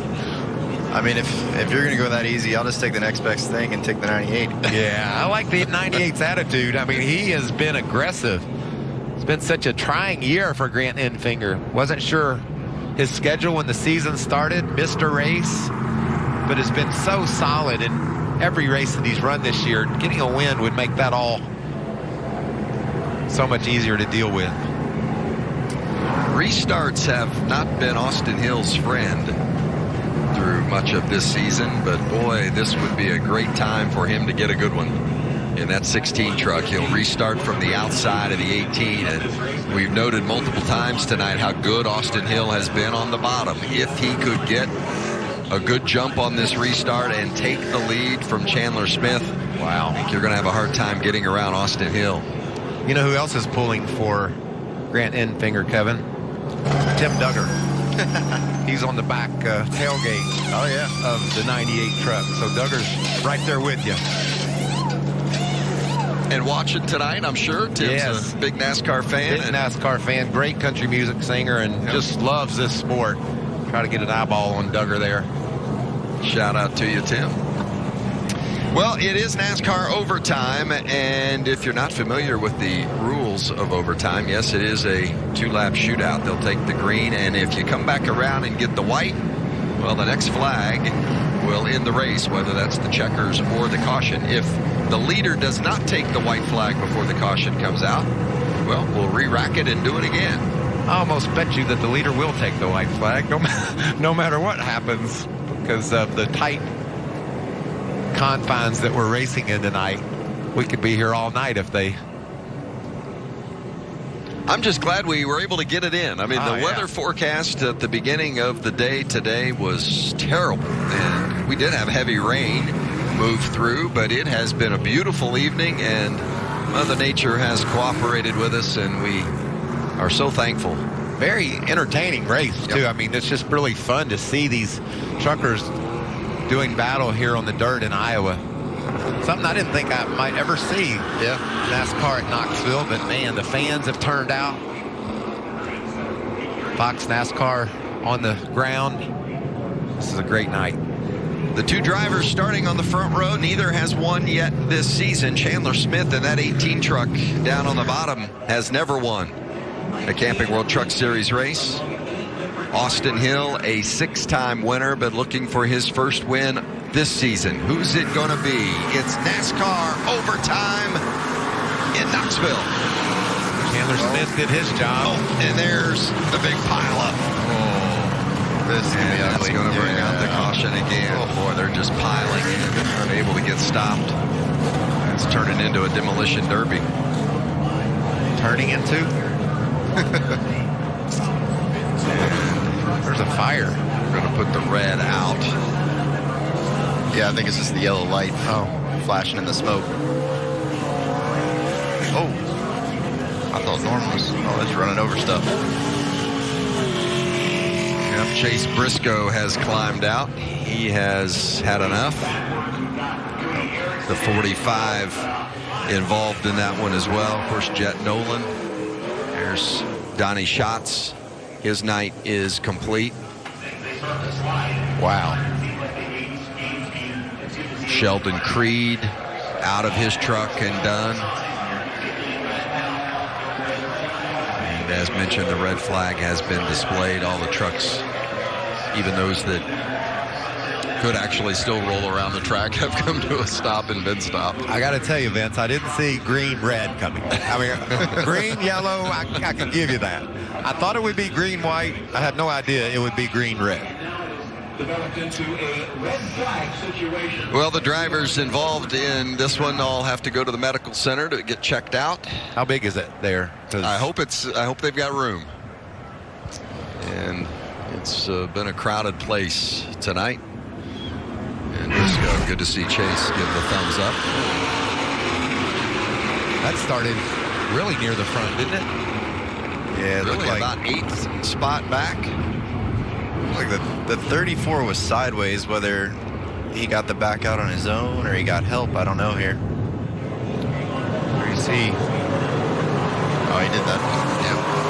Oh, 34 got sideways and just got aggressive trying to get going, got the back out and couldn't get it back, and then Austin Wayne Self involved as well. The 15 of Tanner Gray took on some heavy damage. Chase Purdy as well. You can see Jake Griffin Griffin in that 34 and just didn't have much chance. I think he was getting a little help from behind as well, but there is no room. I mean, everybody, as you made the comment earlier, Mike, it is full contact racing, and everybody's leaning on somebody. That's a shame to tear up that many trucks. It looks like the big one at Daytona or Talladega. Let's see what Sean saw here.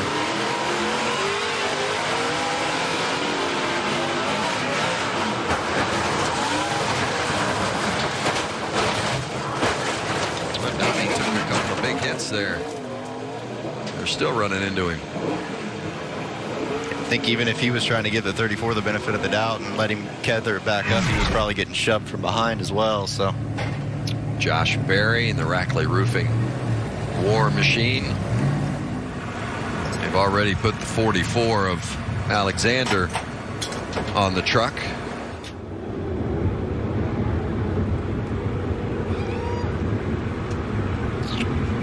Morgan Alexander's series debut coming to a premature end. Still got trucks to pull off. You can see there. Clean up and tow. Contact into Chase Briscoe. 45 of Jet Nolan. Hey, I want to say before, as we're running late here and past our window, Kevin Swindell, certainly really enjoyed having you with us tonight. Thank you for being here and providing your expertise on the racing on the dirt. It's been fun. Yeah, I've enjoyed it. It's been a lot of fun. We still got a little bit of action to go here, so judging off of that, we might have a few more of these. Mike, can you run out and get Kevin and I some breakfast? If you don't mind. Hey, there you go. I'll be right back, Vince. Let's get us an order to go. Coming back to Knoxville. Stay with us.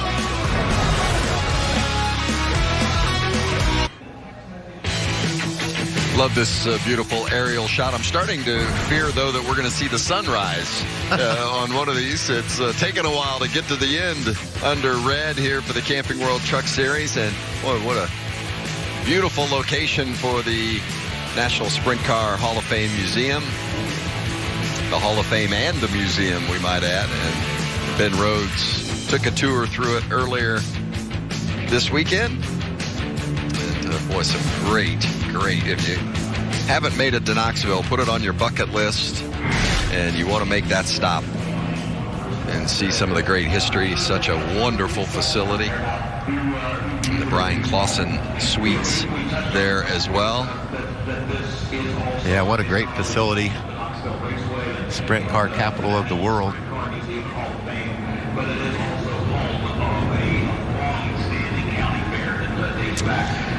Jamie Little is with Sheldon Creed. Yes, of course, he's been checked and released. It's been a tough night for this team. And Sheldon, you called it. You said this is exactly how it was going to unfold. How was it from the driver's seat? I mean, the first 25 laps were so much fun. You could move around. There was a racetrack. And then we struggled there a little bit in the middle. I made a lot of ground, then kind of fell back, and you didn't want to start on the top. Had issues with the 19. He hit me like 3 different times. Kept moving my way back forward, would start on the outside, move back, and just try to keep my head down, not get frustrated with people there. And with 6 there with like 10 to go, I don't know where the 22 was going. I think he was going to win the race from 8. And just got booted out of the way. I don't know where the floor came from, and then we all wrecked here. So Knoxville fans are awesome. I want to thank Lift Kids for Less, everyone at the shop, everyone at home. Thank you for everyone for the hard work, but we don't belong here. We should be down at Iowa Speedway, what these trucks are made for, but thank you guys. Thank you. Vince? Well, it certainly has been kind of a frustrating finish on a number of accounts for the way this one has come to an end tonight and we're not done yet, but bet you give Chandler Smith a couple of laps and gets a checker flag, he's going to have a different attitude. It's exactly where we belong. Yep. No matter who ends up taking home that trophy, he's going to be very pleased. Jamie Howe? Brett Moffitt out from earlier contact. He's already changed his clothes. You're the hometown boy. I know you're looking forward to this. You have another race even later on this weekend. What happened tonight? Yeah, I got a little free in the 3 and then tried to get back to the bottom, and Grant was there and didn't cut any brakes, that's for sure. But that was, I don't want to blame him all on that. It was as much my fault as it was his there. So, yeah, well, I mean, that view's a little different, but, it is what it is. Sucks to end that way, but we had a really fast Chevy Silverado that these guys brought me, and can't thank my partners enough. Concrete Supply, Destiny Homes, and everybody involved with this. It was kind of a last-minute deal, and they brought me a race-winning truck. It was hard fighting for the bottom on restarts there, trying to position yourself for that, but man, what a great race car, and this was a super fun dirt race for me, and I can't really say that about the past, so I enjoyed it here. When you go from a truck on the dirt here at Knoxville to an Xfinity car on the pavement down in Atlanta later this weekend, how do you wrap your mind around those changes and what you as a driver have to do? Well, I just like being in the car every chance I get. So, for me, it's reset. Head down to Atlanta in the morning and go and attack that race. I know we got some helpers coming with us from tonight, so I'm glad we got the truck race in to bring some more personnel to help out on the Xfinity car tomorrow, and hopefully we have a really fast Chevy Camaro there and can have another shot at a good run. Thank you, Brett. Former series champ. Didn't end up quite the way he had hoped it would tonight. I thought it was interesting as he was looking at that replay, and it looked a little bit different than how he thought it was. It's amazing, pro or con, how actually seeing the replay sometimes changes your opinion of what happened. I think that was after the fact. When he already had that tire going down on the left rear, he got hit prior to that. But, yeah, he didn't like the way it looked. Donnie Schatz didn't like the way this looked. Probably didn't like the way it felt either. Under red, hoping to go back green and wrap it up.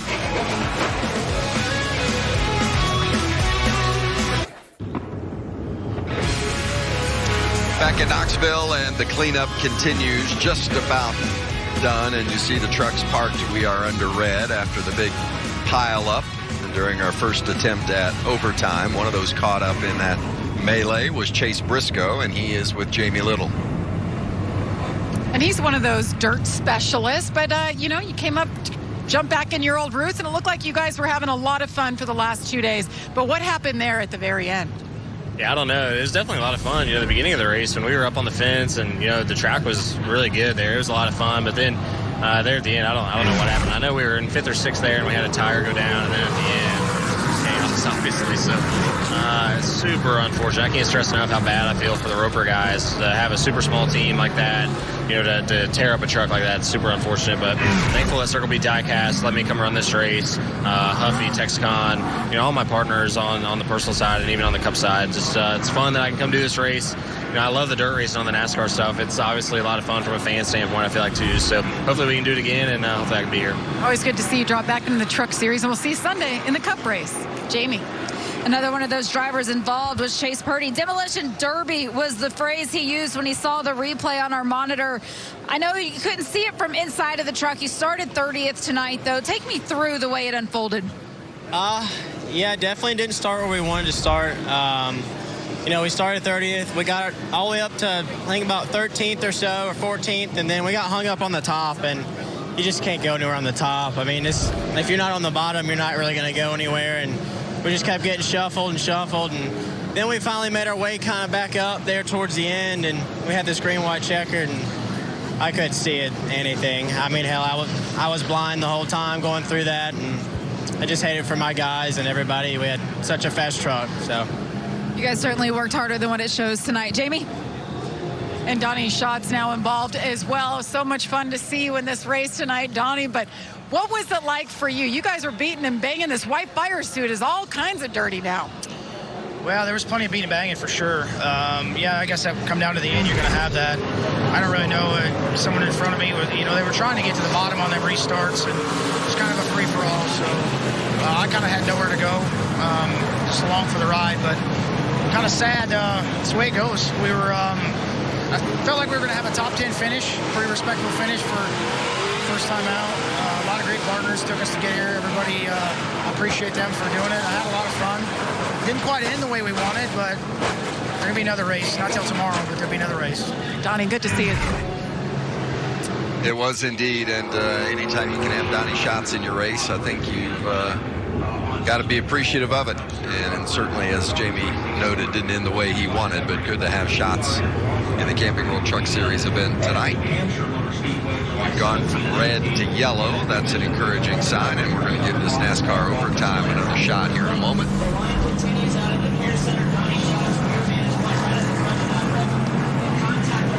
Mike, what's your takeaway from what we've seen tonight? I just thought the racing was very entertaining, a lot of good rooting and gouging, and I think we would take away saying this was a really fun, entertaining event until that last pile-up, and then you got to say, well, you know, it's a little bit unfortunate that we had that big crash, but shoot, Kevin, you can tell that, you know, everybody's using those fenders because they need a spot, they want to get a position, and I've just really enjoyed watching the trucks race here at Knoxville. I hate that big pileup happened. Yeah, it's unfortunate. You know, I think obviously, you know, like a lot of them said, the beginning was a lot of fun, and you know, I think if you know, they could do this over again, they'd obviously work on the racetrack and bring back something different. But it's kind of a double-edged sword with trying to you know, give them something that's going to last 150 laps, which is, you know, really tough with this amount of trucks on the racetrack. But you know, also give them something that doesn't you know, clog the radiators, clog the windshields, and things like that. So I'm sure they learned. I mean, we saw the improvement from practice night to tonight that was, you know, made it a lot better. And you know, I think they'll take those notes, and you know, if we can do this again next year, they'll make another step forward. And you know what? I said I hate to see the big pile up. I just hate to see all those trucks torn up. But we still got a race to win here, yes, bitch. Chandler Smith's never done that before. He's in a great position, and we know how fast Austin Hill's been. And then there's Enfinger, who's been a real fun guy to watch. He's been so fast. So who's going to pull off the checkered? And Stuart Friesen was about 35th about 5 minutes ago, I think. He's all the way up inside the top 10. So some great stories. And I'm really looking forward to seeing who's going to get the checkered flag and get that beautiful trophy. Yeah, only one of the top 10 drivers has won a race this season. In fact, if you really want to go deep, you could go down to the top 15. One of the top 15 has won a race this season, and that's Todd Gilliland. So for the 6th time, Chandler Smith will restart trying to hold off the rest of the field and from that top spot. He's done it 3 times, held him off. He got past 3 times, so what will this one bring? He's won half of them. This is huge. So to win a truck race at Knoxville and NASCAR and solidify your spot in the playoffs, I mean, just such a prestigious event.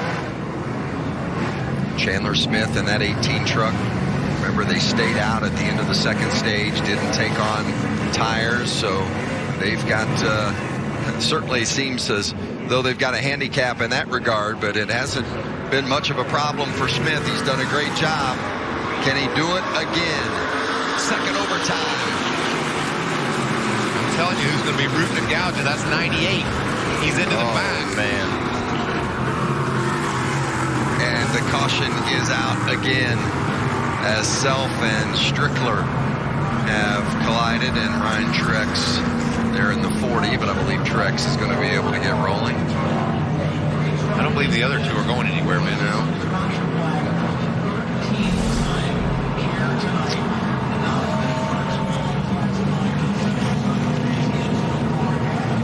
We'll have a 3rd try at it as Austin Wayne Self. Boy, it's been a tough night for that team with he and Moffitt both having to take it in and finish early.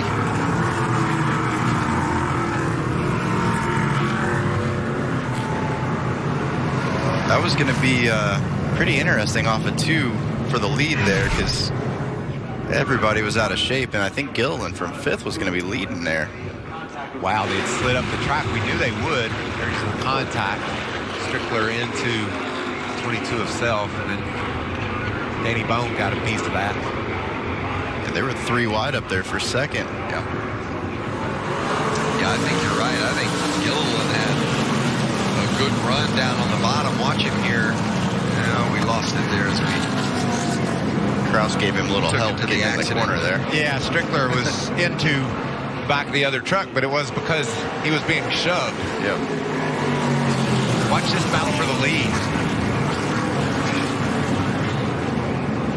You see the wreck, but they were 3 wide for second. That was going to be interesting. Yes, it was, as they were heading down the backstretch. There's your fire. Yep. Self out of the truck. Good to see him walking away, and I'm sure frustrated not only with his finish tonight, but Brett Moffitt, who is his teammate this evening, done early as well. There's Kyle Strickler's truck, that 20, done for the night. Line them up and let's try it again. Heck yeah, why not? Overtime number 3. Rhodes may end up with a top 10 out of this deal by the time it cycles back through here at this rate. Feel like he was 10 laps ago. Kraus was too. I think it's really fun to see some of the guys that have been able to fight their way back into contention. A lot of our top 10 have found themselves sliding back because of that high line, getting in the wrong line. But hung with it. There's John Hunter Nemechek. Nemechek up to 12th. Well, look at that 21 of Zane Smith. Remember, he was on pit road with a flat left front. Yeah, that truck is, can't believe it's still rolling. It's tough. Chandler Smith has never won before. Austin Hill has not won this season. Grant Enfinger has not won this season. Todd Gilliland has a win this year at COTA. Hocevar has never won. Crafton has not won this season. Ankrum has not. Friesen has not. Kraus has not. Danny Bone has never won. I mean, there are a lot of opportunities for a very memorable finish. Who's it going to be? And I think it was interesting, Kevin, as you mentioned, Gilliland, who restarted 5th on that restart, was in position to take the lead when that yellow came out. So if Chandler Smith worries too much about Austin Hill on the outside, Grant Enfinger, he has been using that bumper, and he will shove the 18 up off the bottom. So there's a lot that's going to go on in these 2 laps we're getting ready to see. That's what I've been thinking this whole time, is whoever's 5th is probably really in the sweet spot, because, you know, if 3rd gets aggressive with 1st, they get both up out of the groove, then all you got to do is just hit the corner. Hook the bottom. Yeah. And that was, you know, we didn't get to see off of 2, but it looked like Gilliland was going to have a run on Chandler, you know, as well there. And, you know, we're talking about that, thinking about what they might be thinking. Those gears are turning inside of those trucks as well. They're hearing from their crew chief about how to get started. Their spotters have views about their opinions, and the driver just knowing he has to execute. You know, not only do you have to accelerate properly, you got to hit those gear shifts properly. You got to make sure you put yourself in the right spot when you get to the corner. Nemechek not likely to win tonight, but really a winner in a sense. Camping World and Marcus Lemonis had said at the beginning of the season, the driver leading the point standings after Knoxville, that team would receive a $75,000 bonus. So the 4-truck crew will be leading the series points after this race, and we'll get that $75,000 bonus. Thank you very much. What would you guess? That's about $30,000 worth of damage. We're going to get that taken care of. You're always spoiling the party, Mike. Well, I'm trying to pay the bills around here, man. We need some of Marcus's cash to tune up that Ford. That's the 2nd truck, by the way, that we've torn up. So there. Yeah. I think we might be at that 75. Yeah, that's the backup truck. It doesn't look very good, does it? That's true. He's gone through 2. Man, I tell you what, I don't know that there's any that aren't wrinkled up. I'm just glad they're not having. Yeah, that sums things up, doesn't it? Yeah. I feel you, brother. Fans around the country with that same reaction. But, you know, you can talk about all the crashes and the frustrating finish, but we're still going to crown a winner here in a moment. We hope, and for somebody, it's going to be a great night. And I tell you what, it's been fun. I've enjoyed the trucks at this iconic race facility, and not everything is perfect, but it's been a fun night. What do you think the odds are if he wins this thing and does donuts, one of those rear tires blows out? I wonder what he's got back there. He probably needs to do donuts to the right, because his right rear, I'm sure, is toast. What about our Fox camera crew getting us a nice peek inside of that left rear fender, trying to look at that tire? And shout out to our technical crew, Mike. Glad that you mentioned that. Our technical crew, it's been a long day and going into a long night and through some inclement weather earlier today. Shout out to all those look at on these the tech guys. side. And Vince, we can't even sort it out under caution. you know what? I just throw the green. If you guys aren't going to sort it out, you're back far enough. Throw the green and go. I almost wonder, like, when we have these circumstances, you know, on the sprint car side or things, like, once your tire gets worn to a point, they almost shake. And I'd almost wonder if, you know, it's getting to the point of that for Chandler or not.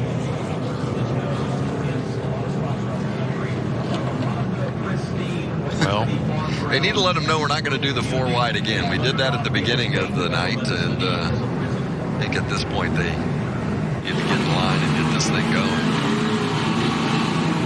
It looks like as of now, Gilliland went from looking pretty to now being on the outside of row 2. Yeah, that's a shame, but that's just the way it works. The bottom is so valuable, and once you get slid up, you slide back.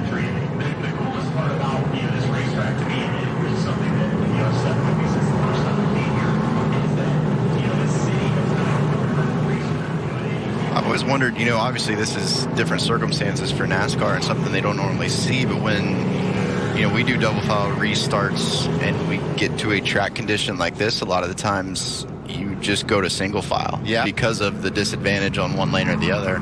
We saw that at Bristol, and we also saw it at COTA, didn't we? I think maybe in the rain. So if the conditions present themselves, that's a good call, Kevin, that we could do that. Yeah, I'm surprised they wouldn't have thought about it tonight. Because the outside has definitely been a disadvantage. There's no question about it. The couple of times we've seen Hocevar get a great jump on the restart, but for the most part, once those trucks get rolling, the outside is going backwards. The top side is not the place to be. Yeah, Hocevar may have ruined it for everybody, making it look good there those few times, and they said, maybe it's not so bad.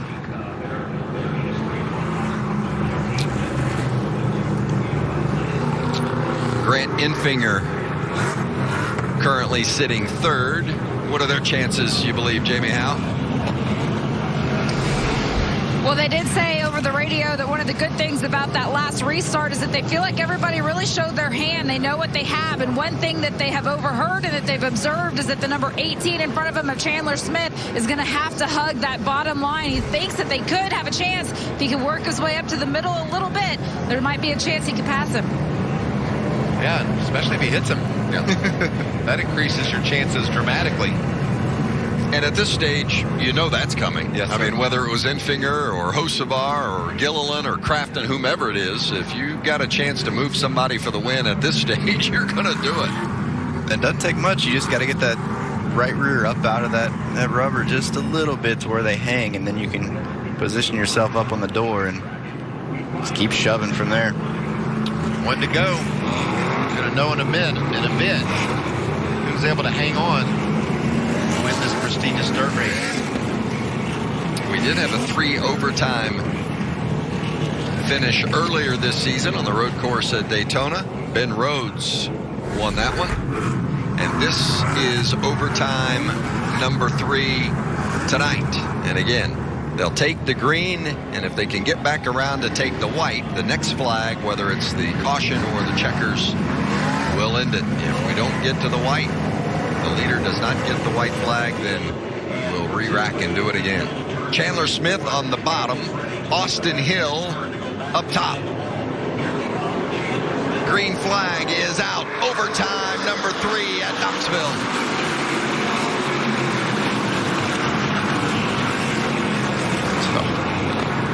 And around again, another pile up. Sauter in the 13 and the 52 of Friesen.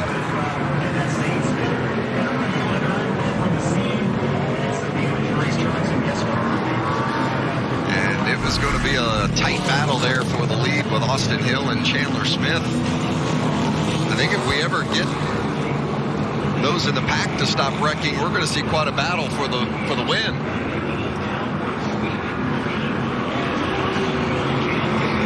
See the 30 truck of Danny Bone, North American Motor Car truck involved in that. I saw Friesen make a big dive to the bottom. It was a nice move, but then just gets spun.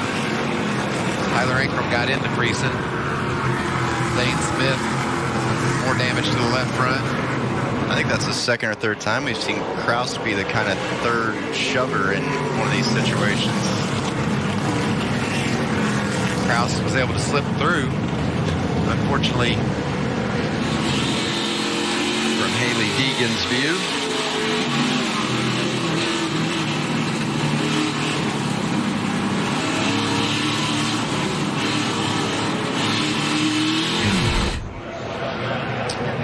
it's been a tough couple 3 weeks for Stuart Friesen.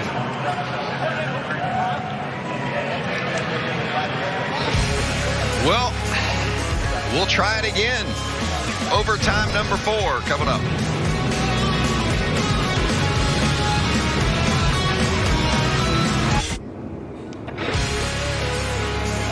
Welcome we're still back, with Vince. you. Yeah, we're still with you. We're not going anywhere.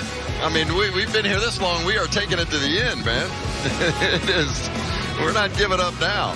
What about the lead change that we had as a result of that caution there? When the caution came out, Austin Hill deemed ahead of Chandler Smith.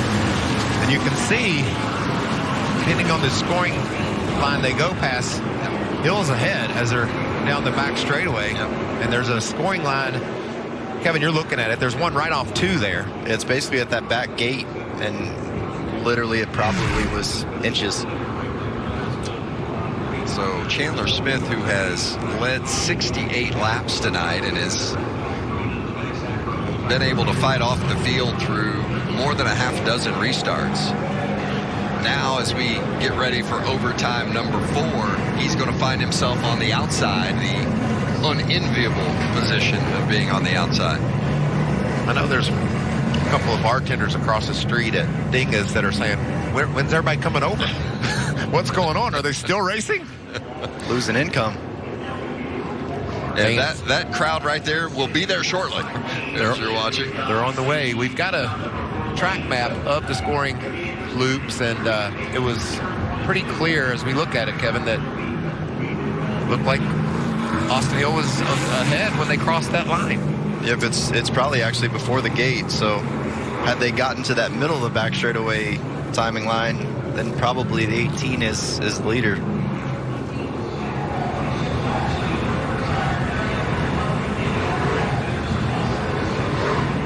So it's going to be Austin Hill restarting on the inside. If there's one place that Hill has been super strong tonight, it's been on the bottom. And we'll see if he can make it count again. He's going to have to be super aggressive, Vince, though. We know that. We've seen the action from the guy in the 98 right behind him. Overtime number 4. Infinger and Hocevar in row 2. Austin Hill gets a good jump to the point. Infinger nudges his way inside the 18 of Chandler Smith for second. Hocevar trying to get Infinger now for that second spot. Meanwhile, Austin Hill has pullen away. Hill's going to take the white flag. The next flag will end it. 3 wide for second. Chandler Smith gets the spot. 3 wide for third now. Infinger not giving up. This is good stuff. Oh, and round goes Hocevar and John Hunter Nemechek. Nemechek somehow keeps it going, but nobody's going to stop Austin Hill for the first time this season.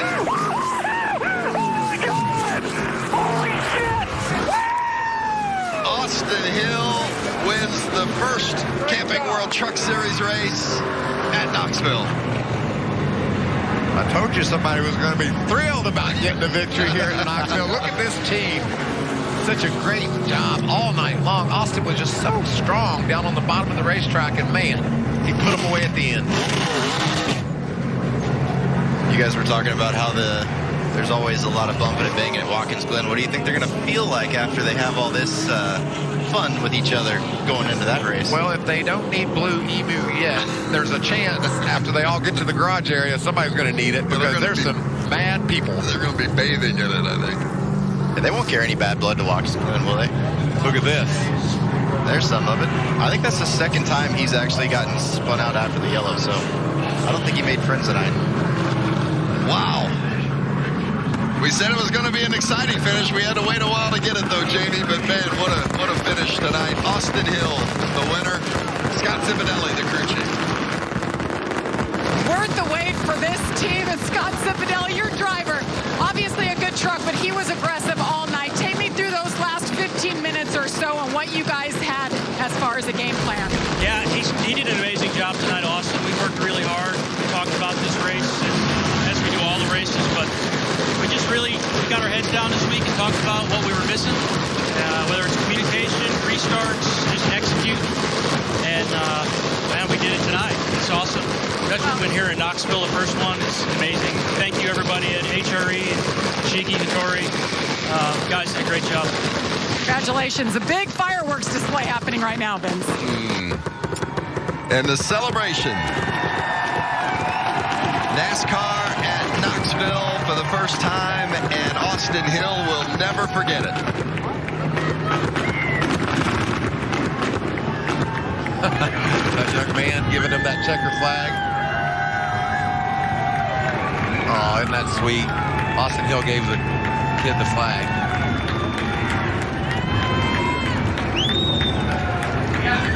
It looks like a guy who didn't expect to pull that off coming into tonight. His best finish on dirt was 9th earlier this season at Bristol. And I think they would be the first to tell you that dirt was not really their area of expertise. But they, as Scott Zipadelli said, just kept their head down and kept working, and they got it done tonight. 7th career win for Austin Hill. Not everybody's happy. Let's go to Jamie Howell. You can feel the frustration coming off of Chandler Smith. They made that strategy call. Remember, they did not take tires, and despite that, you were able to lead so many laps of this race. How did you do that? Yeah, overall, I just got to thank Danny and everybody on this number 18 JBL Toyota Tundra team. They worked their tails off on this thing. We got it right in practice. Kind of fell back. I couldn't run the top. We made it work on the bottom. So we needed some track position, led all those laps, and I don't think the call was right, to be honest with you, that they made. But it is what it is, I guess. I guess that's part of it. Well, and the call he's talking about is this right here. Was the 16 ahead of the 18 when they went across the scoring loop? Well, it's electronic scoring and timing, so you can't argue it. No, and it goes back to the last passed loop, and NASCAR made the call. Yeah, the loop as well before the wall gets straight, and I think prior to getting to that gate back there and even getting to the straight part of the wall, he was definitely ahead of it. Boy, what a night for Austin Hill. And well, Mike, I think it was early in the race, really, you made the comment that Hill is really good running the bottom. And when even at that point in the race, when others were going to the top and making some ground up, Austin Hill stayed true to the bottom, and that's where he made his hay tonight, and he did it at the end as well to get the win. Yeah, that was an impressive run, and what a good handling truck. And you saw, Kevin, when he got the lead on that last lap, he was gone. It was over. Yeah, absolutely. And, it looked like he had one of the the cleaner trucks overall too, and obviously took care of it all night, put himself in good position, and paid off at the end.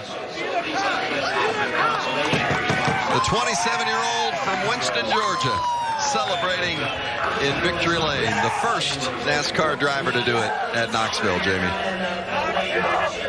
He has been waiting all year, big hugs all around, waiting for this first win, and it happens right here at Knoxville. On dirt, Austin, how did you pull that one off? Man, I don't know. Kind of thought we were out of it for a little bit. Had that restart on the outside of the 38 and earlier in the race, and man, I fell back all the way to like 20th, and I didn't think we were going to make it back up. Track position was huge. It was really hard to get around people. I had to kind of rough them up a little bit to get around them. So I just kept my head down. This team right here, everybody at HRE, they never quit. And that's the thing I love about this group is we don't stop, we don't quit. Even when we think we're down and out, we just keep coming back. So if you would have told me we would have won a dirt race this year, I would have told you you're lying. So, but man, I can't thank everybody at Toyota enough. Tochigi, Fukushima, Toyota Mobility Parts, and United Rentals for being on this truck. And just Jack Irvin, Tyler Gibbs, just everybody that has helped me get to where I'm at. My parents, my family. This is awesome. I don't know if Lindley or Kinsley's up still watching this, but I love you too, and hopefully I'll be home here in a few hours and we can celebrate a little bit before we go to bed. But this is awesome. This is so awesome. It took a while to get there, but it was well worth the wait for Austin Hill, who wins at Knoxville. Yes. Love those smiles that we see in Victory Lane, the winners, and great stuff. Great stuff. Well done. Zane Smith and Matt Crafton, by the way, clinched playoff spots with their finishes tonight. And Chandler Smith finds himself back on the playoff bubble. Boy, we saw Friesen was on the bubble for a while, Hocevar was on the bubble for a while, and then Chandler Smith just where he began the night, and Johnny Sauter where he began the night in 11th. And Johnny Sauter knows one thing for certain. Anybody below that cut line for the playoffs, they got to win at Watkins. Yep. That's the only way they're going to make up that big of a deficit. You got to go into that race thinking that for sure.